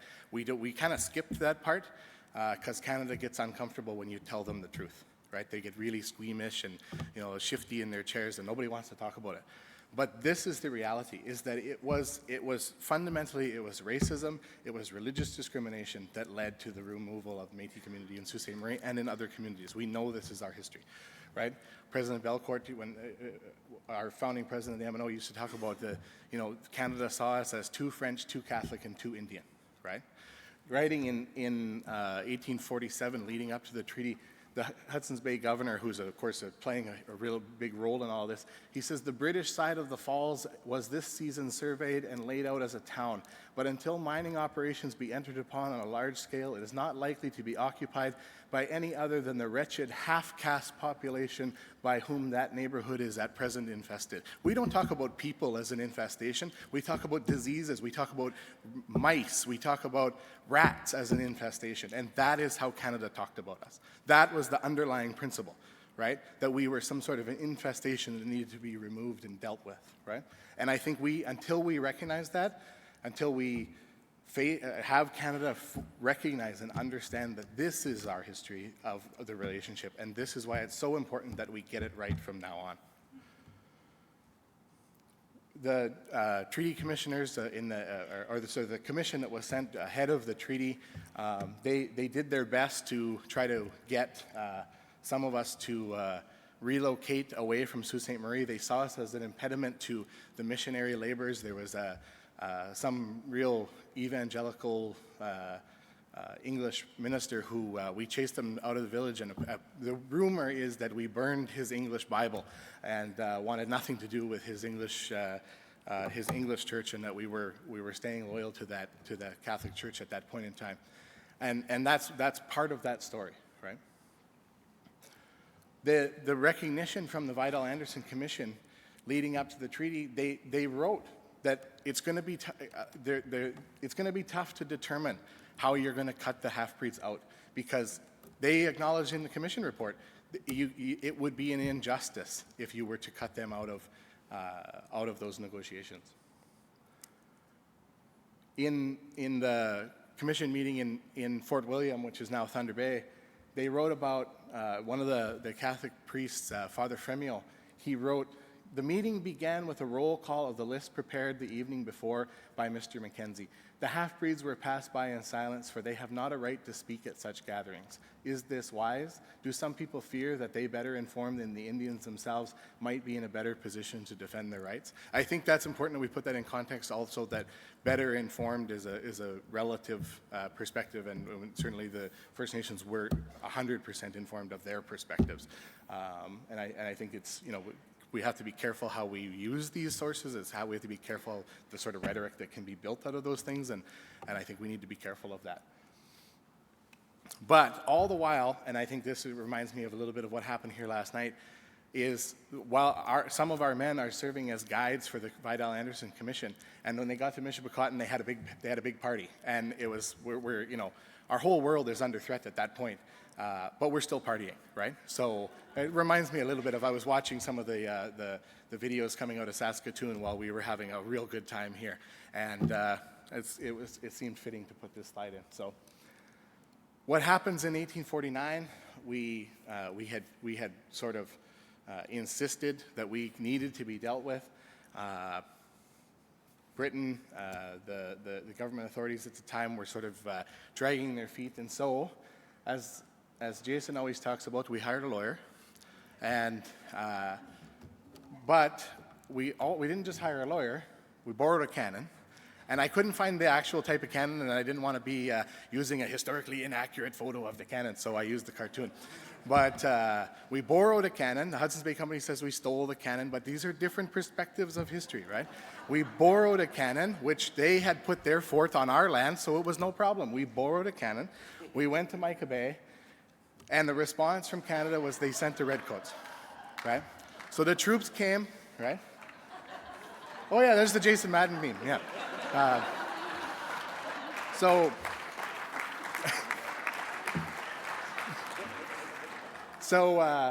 there's a few good ones, yeah, if you pay attention over there. This is knowledge, but this is good. It's good stuff over there. But anyway, so we went to the mine, we shut the mine down. We actually, nobody was actually injured, despite what the Toronto Star and the Detroit Free Press talked about, hundreds of people being massacred at Mica Bay. No one was injured. The cannon was actually fired. The elders that were there, the oral history in our community says they actually fired the cannon in the opposite direction of the mine. It was just to get their attention. The miners all surrendered. Nothing actually happened there. We, the leadership at that point, one of the Lesages, one of the Busnells, one of the Boyers, and then Chief Shingwalk and Nemnegotching surrendered. They were sent to Toronto to be put on trial. The charges were dismissed, and Canada was told, you need to go and sign a treaty with these people. Some of the newspaper clippings talking about the massacre and all of these things. At this point, it's also important to recognize that this is all happening in the same 6-month period that Guillaume Serre is on trial in Manitoba in the Serre trial, and his brother and his family are taking part in the events happening at Sault Ste. Marie. One of the Hudson's Bay Company folks, McTavish, writes to Simpson that the rumor and the word is that there's 2,000 Red River half-breeds who are going to come and support what's happening in Sault Ste. Marie. It's important to recognize those connections, that these things are all happening in that same sort of 6-month period. Then, so what happens, Robinson's dispatched, he comes up to Sault Ste. Marie, and he says, this is on September the 9th, 1850, he says, I went over to the council early with the treaty prepared for signature, explained to all the chiefs present who were satisfied and ready to sign. Shingwal Konst and Nemnegotching came in later that day. They objected to sign unless I pledged the government to give the half-breeds mentioned in a list handed to me a free grant of 100 acres. I confirmed certain old residents in free and full possession of their lands that they now reside. I told them I had nothing to do with anybody else but the Indians and could not make a promise of land. That's just another quote referring to that request from Shingwalk and Nemnegotching. And then he tells the Métis families there that if they were to petition the government, that he has little doubt the Canadians resident of the lands just surrendered at Sault Ste. Marie are very anxious to obtain titles to the lands on which they have long resided and made improvements. They applied to me after the treaty, and I advised them to memorialize the government in the usual way, setting forth the manner in which they were put in possession by the military authorities at the time. I'm going to pause there for a second, because that's also important, is that many of those Métis families in Sault Ste. Marie had already put their lives on the line to defend the British, to defend that narrative of Canada before Canada was Canada is really problematic, but to push back the American invasion in the War of 1812. And the British commanders at the time confirmed that they would have recognition of their lands there as recognition of their service to the Crown, right? So there's already a promise has been made by representatives of the Crown back at the end of the war, right? Then promise is made once again by the representative of the Crown, who says, yes, that promise is still good, right? He says, I told them I have little doubt that the government would do them justice. I think the survey of the town should be made so as to interfere as little as possible with their respective clearings, and that those who can show a fair claim to favorable consideration of the government should be liberally dealt with. He then says that he writes in his diary what he told them, and that he had told the chiefs that if they wanted to share some of their land with the half-breeds, they could do that as well.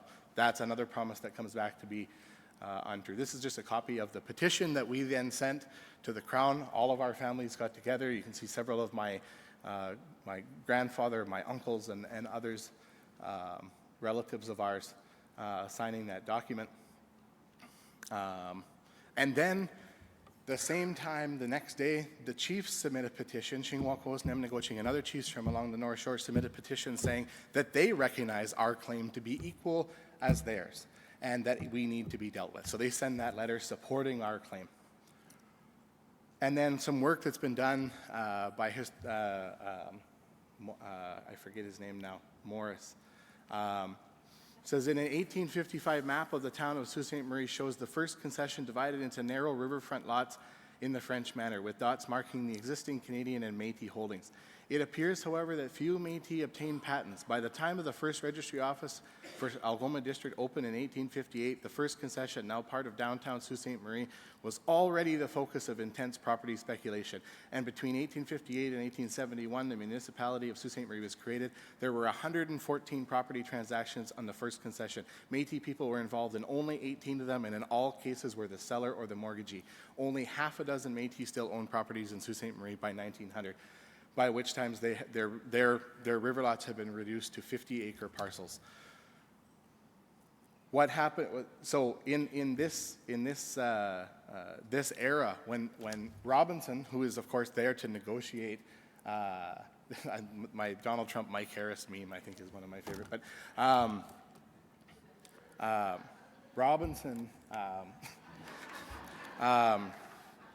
Robinson, who is making promises to them, is also speculating in lands and has purchased several river lots, or several pieces of property along the river. So he's actively taking part in the speculation, which drives the prices of that property through the roof to a point where we can't afford them anymore. The governor and council then passes a provision approved that was written by one of their bureaucrats. No offense to the bureaucrats in the room. One of their bureaucrats comes up with a scheme to sell us back our land at 1 shilling an acre or something to that effect. Selling us back our land, which they had just promised was still ours and would be respected, right? So that promise that I had mentioned earlier, that they had told the chiefs that if you want to share some of your land with them, you can. So Chief Shingwak, before he passed away in 1854, recognized we were already losing our lands in Sault Ste. Marie and made that offer again. His sons, Bagudjanine and Augustine, they lived up to that commitment and invited many of the Métis families. We moved to the reserve and we set up our own village at the back of the reserve, right? We didn't just become part of the community, we established our own community on that landmass. And then in 1893, they send the Boron Commission up there to come and to determine who the half-breeds are who are not entitled to receive annuities under the treaty, even though they had told them you could make them members of your community, right? So the 1930s and 40s roll around, and lists are sent to the Chief and Council of Garden River by Indian Affairs saying, we've identified these people to be half-breeds who are not entitled to be a member of your band. And old Dan Pine, when he was chief at that time, his granddaughter, Lana Graubarger, told me the story. She said they talked about it for 2 nights. Late into the night, they talked about it. And she says, at the end of the meeting, my grandfather opened the door to the wood stove and threw the list in there and said, it's Indian Affairs' problem, right? There's that recognition that, you know, there was that support and that recognition between our community and the First Nations in the area, right? That sometimes political rhetoric today is just that. It's political rhetoric. It has nothing to do with the facts of history. And I come back to this again, right? As Riel said, there's a meme for Gary.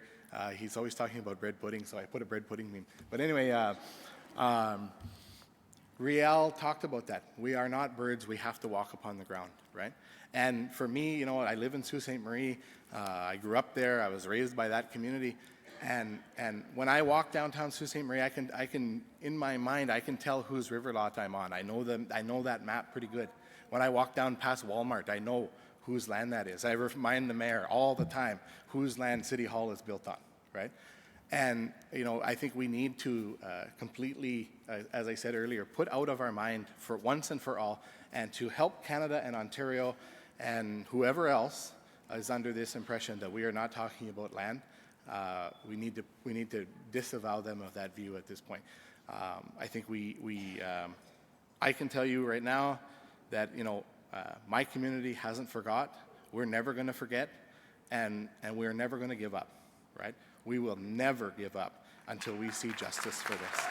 And I have seen, you know, I have had the privilege for many years to work with the young people in our communities, and I'll tell you this, they won't give up, right? They are extremely well educated, and they are savvy, and they get it, and we're in very good hands going forward, and we will see settlement to these things.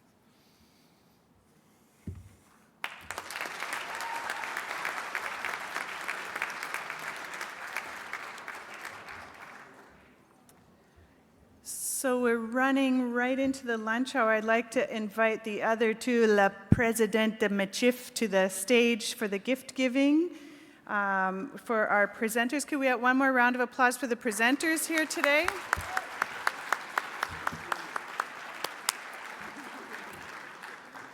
I think the presidents are going to do it down there. Yeah. Okay. There. Don't leave. Got a gift. So I just want to note here, 2 o'clock, the shuttle leaves. It has room for 30 people. It's the airport shuttle. Be at the desk gift shop by 1:45. For those of you who are leaving at different times, not catching the shuttle, you can order a taxi from this same front desk, just so you know, sort of for walking out. Thank you so much for being such a good audience. We're going to have the presidents, after they do their presentation here, we're going to have the presidents do their closing remarks, and Brian and I will be wrapping up. So Elder Fleury gave you a couple of Michif words to learn yesterday. You can choose those ones if you want. And but there's one that I think we should all know how to say no matter what. So let's try this. Otipem, say Otipem. Otipemisiwak. Otipemisiwak. Say it again. Otipemisiwak. Otipemisiwak. We can't be it if we can't say it. Otipemisiwak. Okay. Otipemisiwak. We own ourselves. Okay. What did you learn? What's the easy part? The negotiation is the easy part. What's the hard part? Implementation. So that's your take home. Now, we haven't talked about this very much, but please, on your way out, go and look at the artwork that was created by these beautiful women over in the corner over here.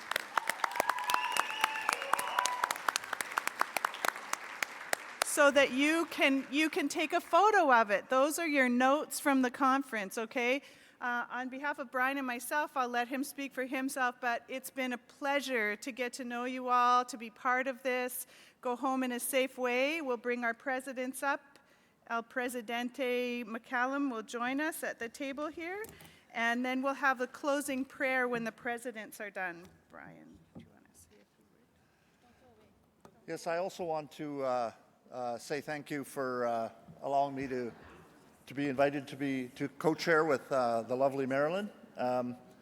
And I keep a little bit of abreast of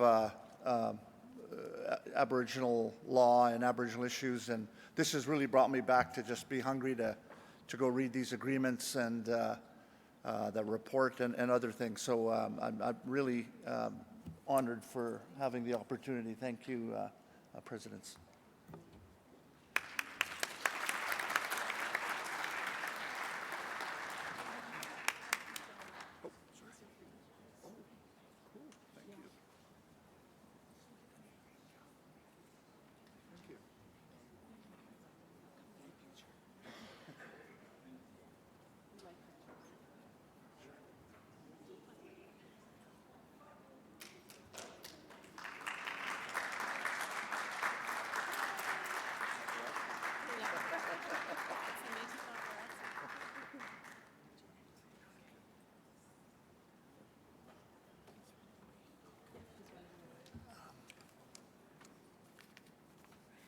So are we going to come back up? Yeah, sure. We can do that. Hello again. I just want to take a few moments to do some closing remarks. Of course, I want to begin by thanking yesterday's elders that did our prayer, Brenda Powley and Norm Fleury. And of course, today, Senator Joe Patra.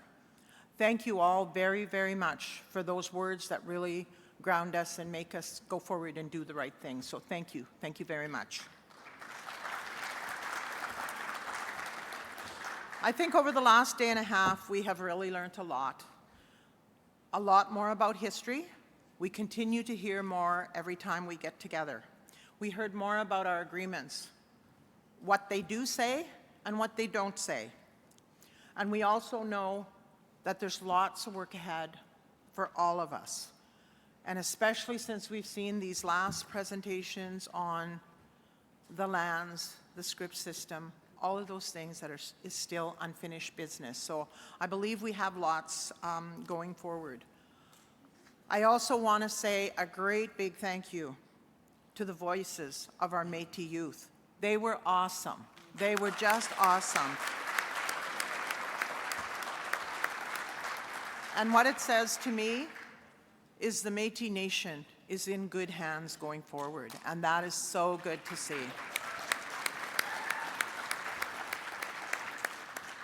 I want to take a moment to thank the Government of Canada, the speakers that were up here, the lawyers, the negotiators, all the people of the government team that have been working with us. And I always say back in Alberta, if anybody had told me after being the president for over 20 years that we would have moved as far, as fast in a year and a half, I would have told them they were crazy. But I saw it with my own eyes, and we have moved forward, so thank you. And I just want to tell you a little story when I talk about the government people. When we first started our process to talk about the MOU, then the framework, then the agreement, Aaron Barner was our person on the negotiating team. And they went to the first meeting, and he came back and he said to me, I don't know what to do. We get all prepared and we bring all this information and we start talking, and nobody wants to fight us. I don't know what to do. So thank you. Thank you very much. I also want to thank our legal teams, because Jason Madden, Zachary Davis, I know from Saskatchewan, Castle Brox, all the different people who have been very involved in getting us to this point. It takes a lot of work and a lot of people. So I certainly want to, Tom Isaac is who I forgot. All of those lawyers for being there, spending a lot of time with us, making sure we do it right and getting to where we are today. So thank you. Thank you very much.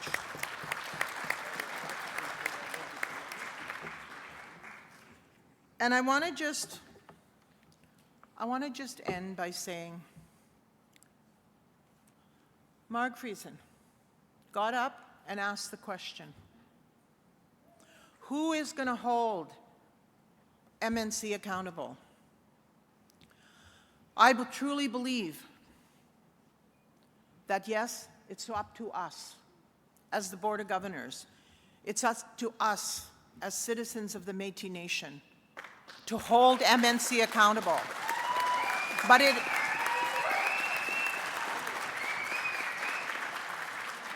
I just want to also say, it's up to our good partners, the Government of Canada, to help us do that. Because right now, there's only 2 of 5 Board of Governors, 6 Board of Governors, making decisions. And it's up to Canada, because you are our true partner in funding all of us and funding the Métis National Council. And all I say to you is, make sure the people who will become responsible for what you do with our agreements and with the MNC agreement, that you hold them accountable on that side as well. Thank you. And to everybody else here, I just want to say thank you very, very much. I think we've had an amazing day and a half, so thank you.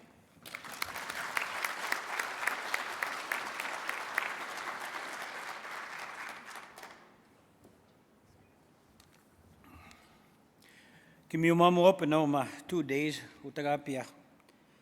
Mistake you ek time multi no. Kitay sinim no our elders, veterans, our youth. Kwesi mo ma ko.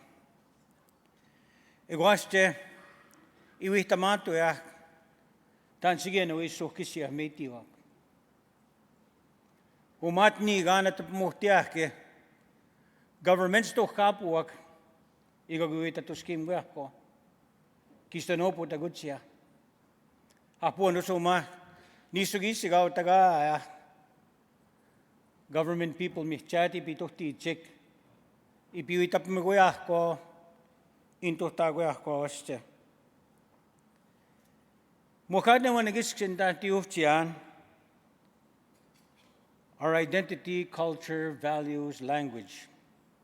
Iguna ni mawachi. Kichigigoya. Tapachita Tawita to scheme to ya. Iguaste wisto o gumawag tanstuhta ko iwanma. Nimi tinumano so tagawitap nta ko 2 days. Kaya abechina kawitap nta no at nigan. Kaya abech ka nakskato no. You know, Jason said a few key words, key phrases. Look at our authentic self. And that's what I talked about when I spoke my language. The other thing that I know is that we have to take ownership of us. We have to do the things that matter to our people at the grassroots. Community development, social development. And we have to work hard to be able to bring along our people, and we have.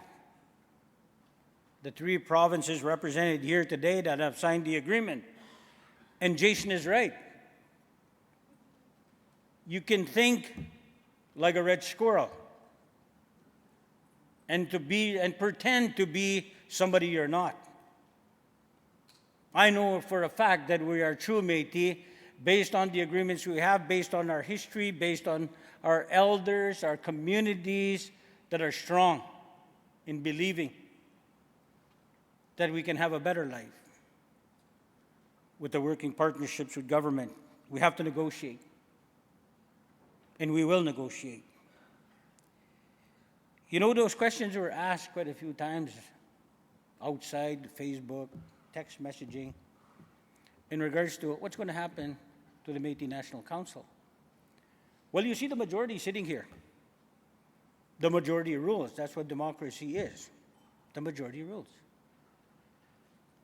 Governments have to start listening in regards to the reality of what's going on. It's no different from where I come from in Saskatchewan, where our funding was taken away because we couldn't get along, that the majority weren't in a room to be able to make the rules in regards to how we spend our money. And it's no different with the Métis National Council. If you don't have the majority sitting, how can you make those rules? I saw David Chartrand with his finger like this. I can do whatever I please. No, you can't. But you have. But there's no accountability.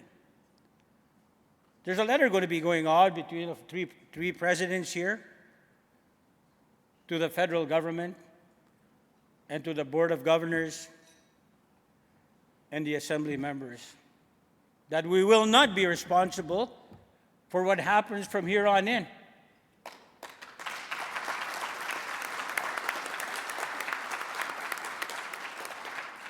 That the dollars that have been spent, we didn't agree to that.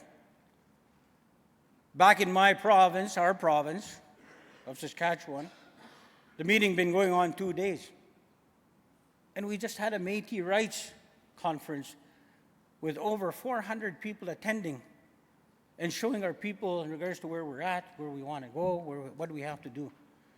Doing engagements, constitutional reform processes, child and family, Métis child and family engagements, harvesting, and I can go on and on and on. A friend of mine texted me just a while ago, why is this happening? Some people have broken our contract attending those meetings because the contract is with our people when we ran to represent our province based on democracy, an election act that we have, an oath that we swore to be able to uphold accountability, transparency, and democracy, to be able to have our people believe we're doing it right. When our funding was cut, we put a system in place, a structure that is honest and credible. That's what a government does. And if you don't see it elsewhere, where millions of dollars have been given without no accountability, there is something wrong. I, for one, will never stand for that. I've gone through too much in my life, in my own community, the province of Saskatchewan, in regards to an organization that I represented. I will not go through that again. It takes a lot out of you to be able to sit and have our people, our own people, trust us. And to be able to getting mixed messages from individuals that don't care about structure, undermine governments. And that's what's happening in our province. But rest assured, our measuring stick is based on our registry. In our registry, there's so many people signing up. And they know the real story of who we are. We've never surpassed 3,000. We're up to over 10,000. And we continue to grow. Those are the people that know how to support a government that is structured properly and that goes to work for them. And that will continue. So kagimamiu pigs ko ano, kagimiu to ano, mamuha kagiwan skisya. There's things going on yet that have to be addressed. We can laugh and we can pretend to be nice to one another across our great country as Métis, but there's rules to be followed. And there's work to be done to structure ourselves in a way that governments can work with us, that we're accountable, transparent, and democratic. And we are. That's why I'm so happy today, in the last couple of days, that the government staff members have been here to listen to us in regards to what we're trying to build. The agreements that we've signed, to continue nurturing those agreements and build strong relationships with governments that work with us.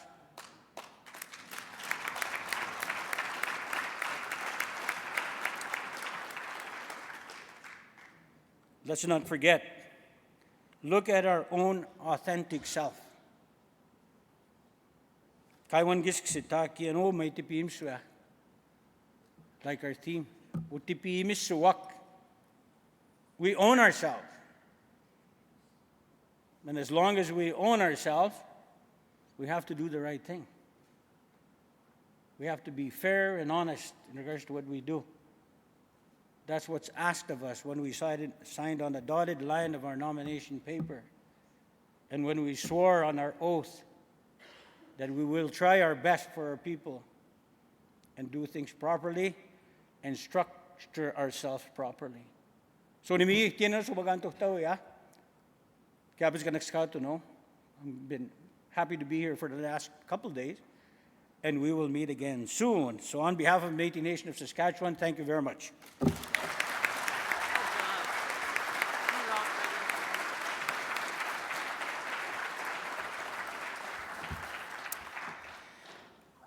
What a remarkable last 2 days. I think we can truly say that we have made history with what it is that we've done. We've brought together about 250 Métis leaders, citizens, our Métis government staff. We've brought together and invited in First Nation advisors and negotiators. We've got federal government leaders and bureaucrats and many, many others that are here for what has been an incredibly exciting and respectful and I think really productive and forward-thinking dialogue. And everything that we've been talking about has been focusing on how can we continue to move forward to build those strong, culturally grounded, accountable, transparent future Métis governments for our people and for our citizens, for our families, for our communities. And you've heard over and over that this work really is about relationships. And you've heard about how critical it is that we build a framework of respect. And I was so happy to hear that from the Assistant Deputy Minister this morning as we move forward in implementing our core self-government agreement. And did you hear him say, our agreement? And I think that is so important, that it is truly ours. We are in a partnership between our governments and Canada. We've also heard over and over again that negotiating these agreements really is the easy part, and that it's the implementation of it that is going to require us to dig deep, and as Glenn was just reminding us of Jason's words this morning, to really look to ensure that our authentic selves, our authentic Métis selves, our Métis laws, our Métis governance, our Métis principles, all of that informs our Constitution and informs the laws that we are building, it informs our governance. And I would say that what we have accomplished through those core self-government agreements is not just an enormous achievement for our 3 Métis governments, but it absolutely will have benefits for the entire Métis Nation.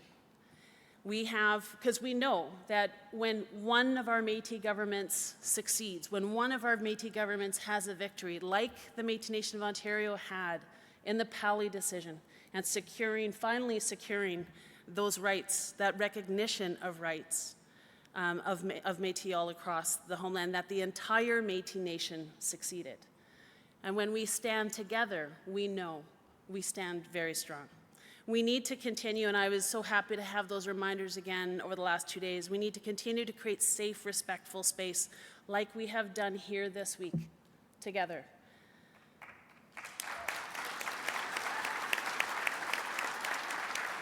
And I will say that that is what our 3 governments are committed to doing, committed to working together and doing just that, to advance that dialogue, everything focused on how do we continue to move our governments forward towards achieving really that vision of our ancestors. That is what good governments do. That is what good leaders do. And we will continue to do that on behalf of our people. So I want to say on behalf of the leadership and the citizens of the Métis Nation of Ontario that I want to thank all of you for being here. To our citizens and our leaders, that whether you're here with us in person or you're joining us from your home community on the live stream, thank you to everyone who's been here, to bear witness to the dialogue, to the conversation, to contribute to that with the great questions and the excellent comments. And I also want to thank you for the love and respect that I know we have all witnessed here in the last 2 days. I think that is a beautiful thing, and that is what we have to continue to strive for if we're going to continue to build strong, healthy Métis communities and governments. Yesterday, we had a beautiful meal and we had some really good entertainment. And I don't know if it was just me, but all I felt was just completely joyful watching little baby Blay get onto the stage with his big sister Hunter and his big brother Jacob jigging to the Orange Blossom Special, which is also my favorite song.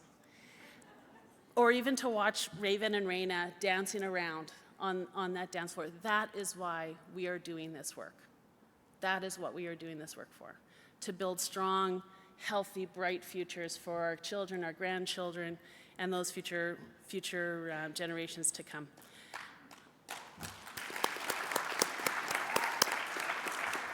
I want to join my fellow presidents in thanking Marilyn and, oh my God, Brian is one of my oldest friends, for doing the wonderful job. Thank you both for being here. And I have to say, you did a pretty good job because you had a room full of very excited Métis people who wanted to be here to talk about how it is that we move forward, and keeping us on track and on time was an impossible task. So thank you, merci, for the work that you did.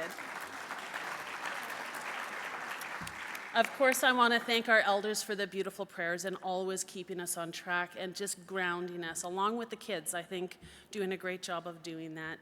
I want to thank all of our staff, including a really amazing Métis Nation of Ontario team that pulled all of this together to create this really, truly historic conference. And in addition, I want to thank Aaron, Richard, Jan, Joanne, and all of those within our Métis Public Services who work so hard every day in and day out, to support our people, our communities, and our governments. And I want to say thank you so much for your leadership and your work to continue to push and help move our communities forward. So thank you to everyone who made this a reality.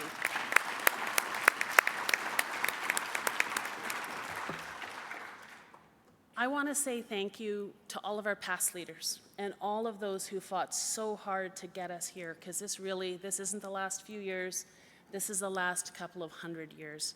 From Louis Riel and Gabriel Dumont to Steve and Roddy Powell, to all of those women and men that held our communities together and who stood up against those that came to take it all away from us. And we've been hearing those stories over the last 2 days.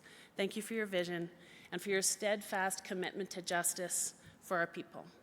I also want to say for all of those who are struggling, who are here with us in spirit, people like our friend Joe that can't be with us, we are thinking of you and sending you love. So there is much more dialogue to come. We have a lot more work to do, as you've heard, but I know that I speak for all of us here when I say we are absolutely up to the task. I want you to help join me in thanking two presidents who I cannot think of better partners in moving forward in this work together. Audrey and Glenn and your councils and the commitment that you've all shown to advancing self-government, I think is really amazing. And to really work together collaboratively, respectfully to move our governments forward and to move our nation forward, it's so appreciated. We have gifts for you.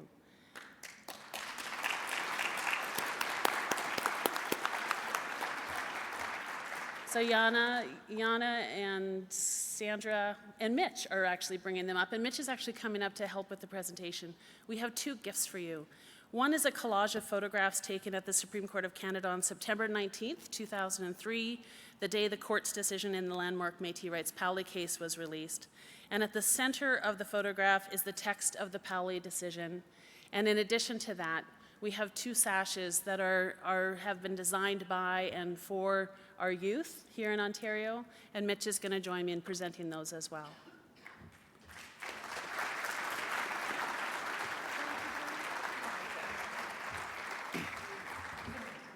So I just want to quickly give a sort of an explanation. These sashes, Paul talked about them yesterday. They're part of our Infinite Potential strategy that the Métis Nation of Ontario Youth Council launched that engages our young people in the work of rebuilding our communities. And so each one of these colors in here represents something, right? And so our working groups within IPS, within the Infinite Potential strategy, there's these 5 different working groups that are doing work sort of all across the province. And so health and well-being is the sort of dark red burgundy that talks about our bloodlines connecting us to our ancestors. The nation building is the dark blue, which talks about our flag, but also the waterways that connect us. The environment is the light green that talks about our connection to Mother Earth. Our language and culture is yellow, it represents happiness, pride, warmth, and family. And then the white talks about about education, and it talks about the future growth and the transformational possibilities of young people being involved. And so I think actually these are the last two that we have. And I don't even have one. Yeah, you got to be from out of province to get one of these at this point. But you got to change time zones at least to get one of these. So on behalf of the whole MNO, but specifically on behalf of the young people, for Glenn and Audrey.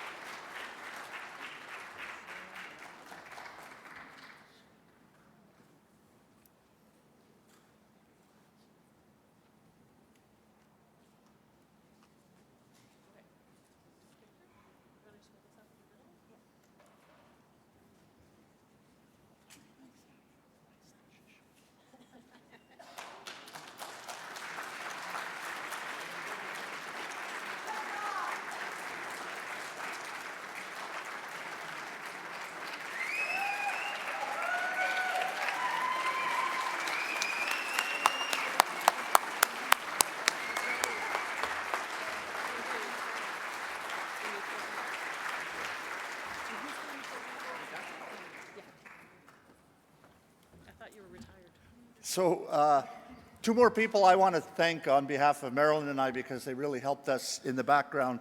These two ladies over here, Sandra and Jennifer, thank you so much for all your help. We didn't have time. We didn't have time for questions and that, but the presidents did say email them because then they can really, respond to them. They said they'll give you their personal cell numbers or something. I can't remember, something like that. Okay, to close off in a good way, we'd like to invite up Mr. Ray Burgee with the MNO PC. He'll close off with the prayer.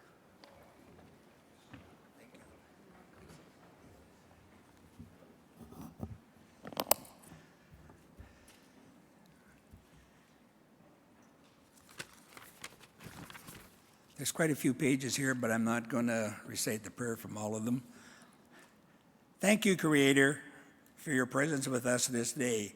As we depart from this space now, we ask you to bless us throughout the remainder of the day and guide us safely home to our families and loved ones. Do not let the learning and conversations of this gathering dire be forgotten, but instead, may they continue to ruminate within us and bear fruit in our nation forward throughout this year, the balance of this year, or until we find ourselves together again. We ask this in your name, Creator. Merci, miigwech. Thank you, everyone.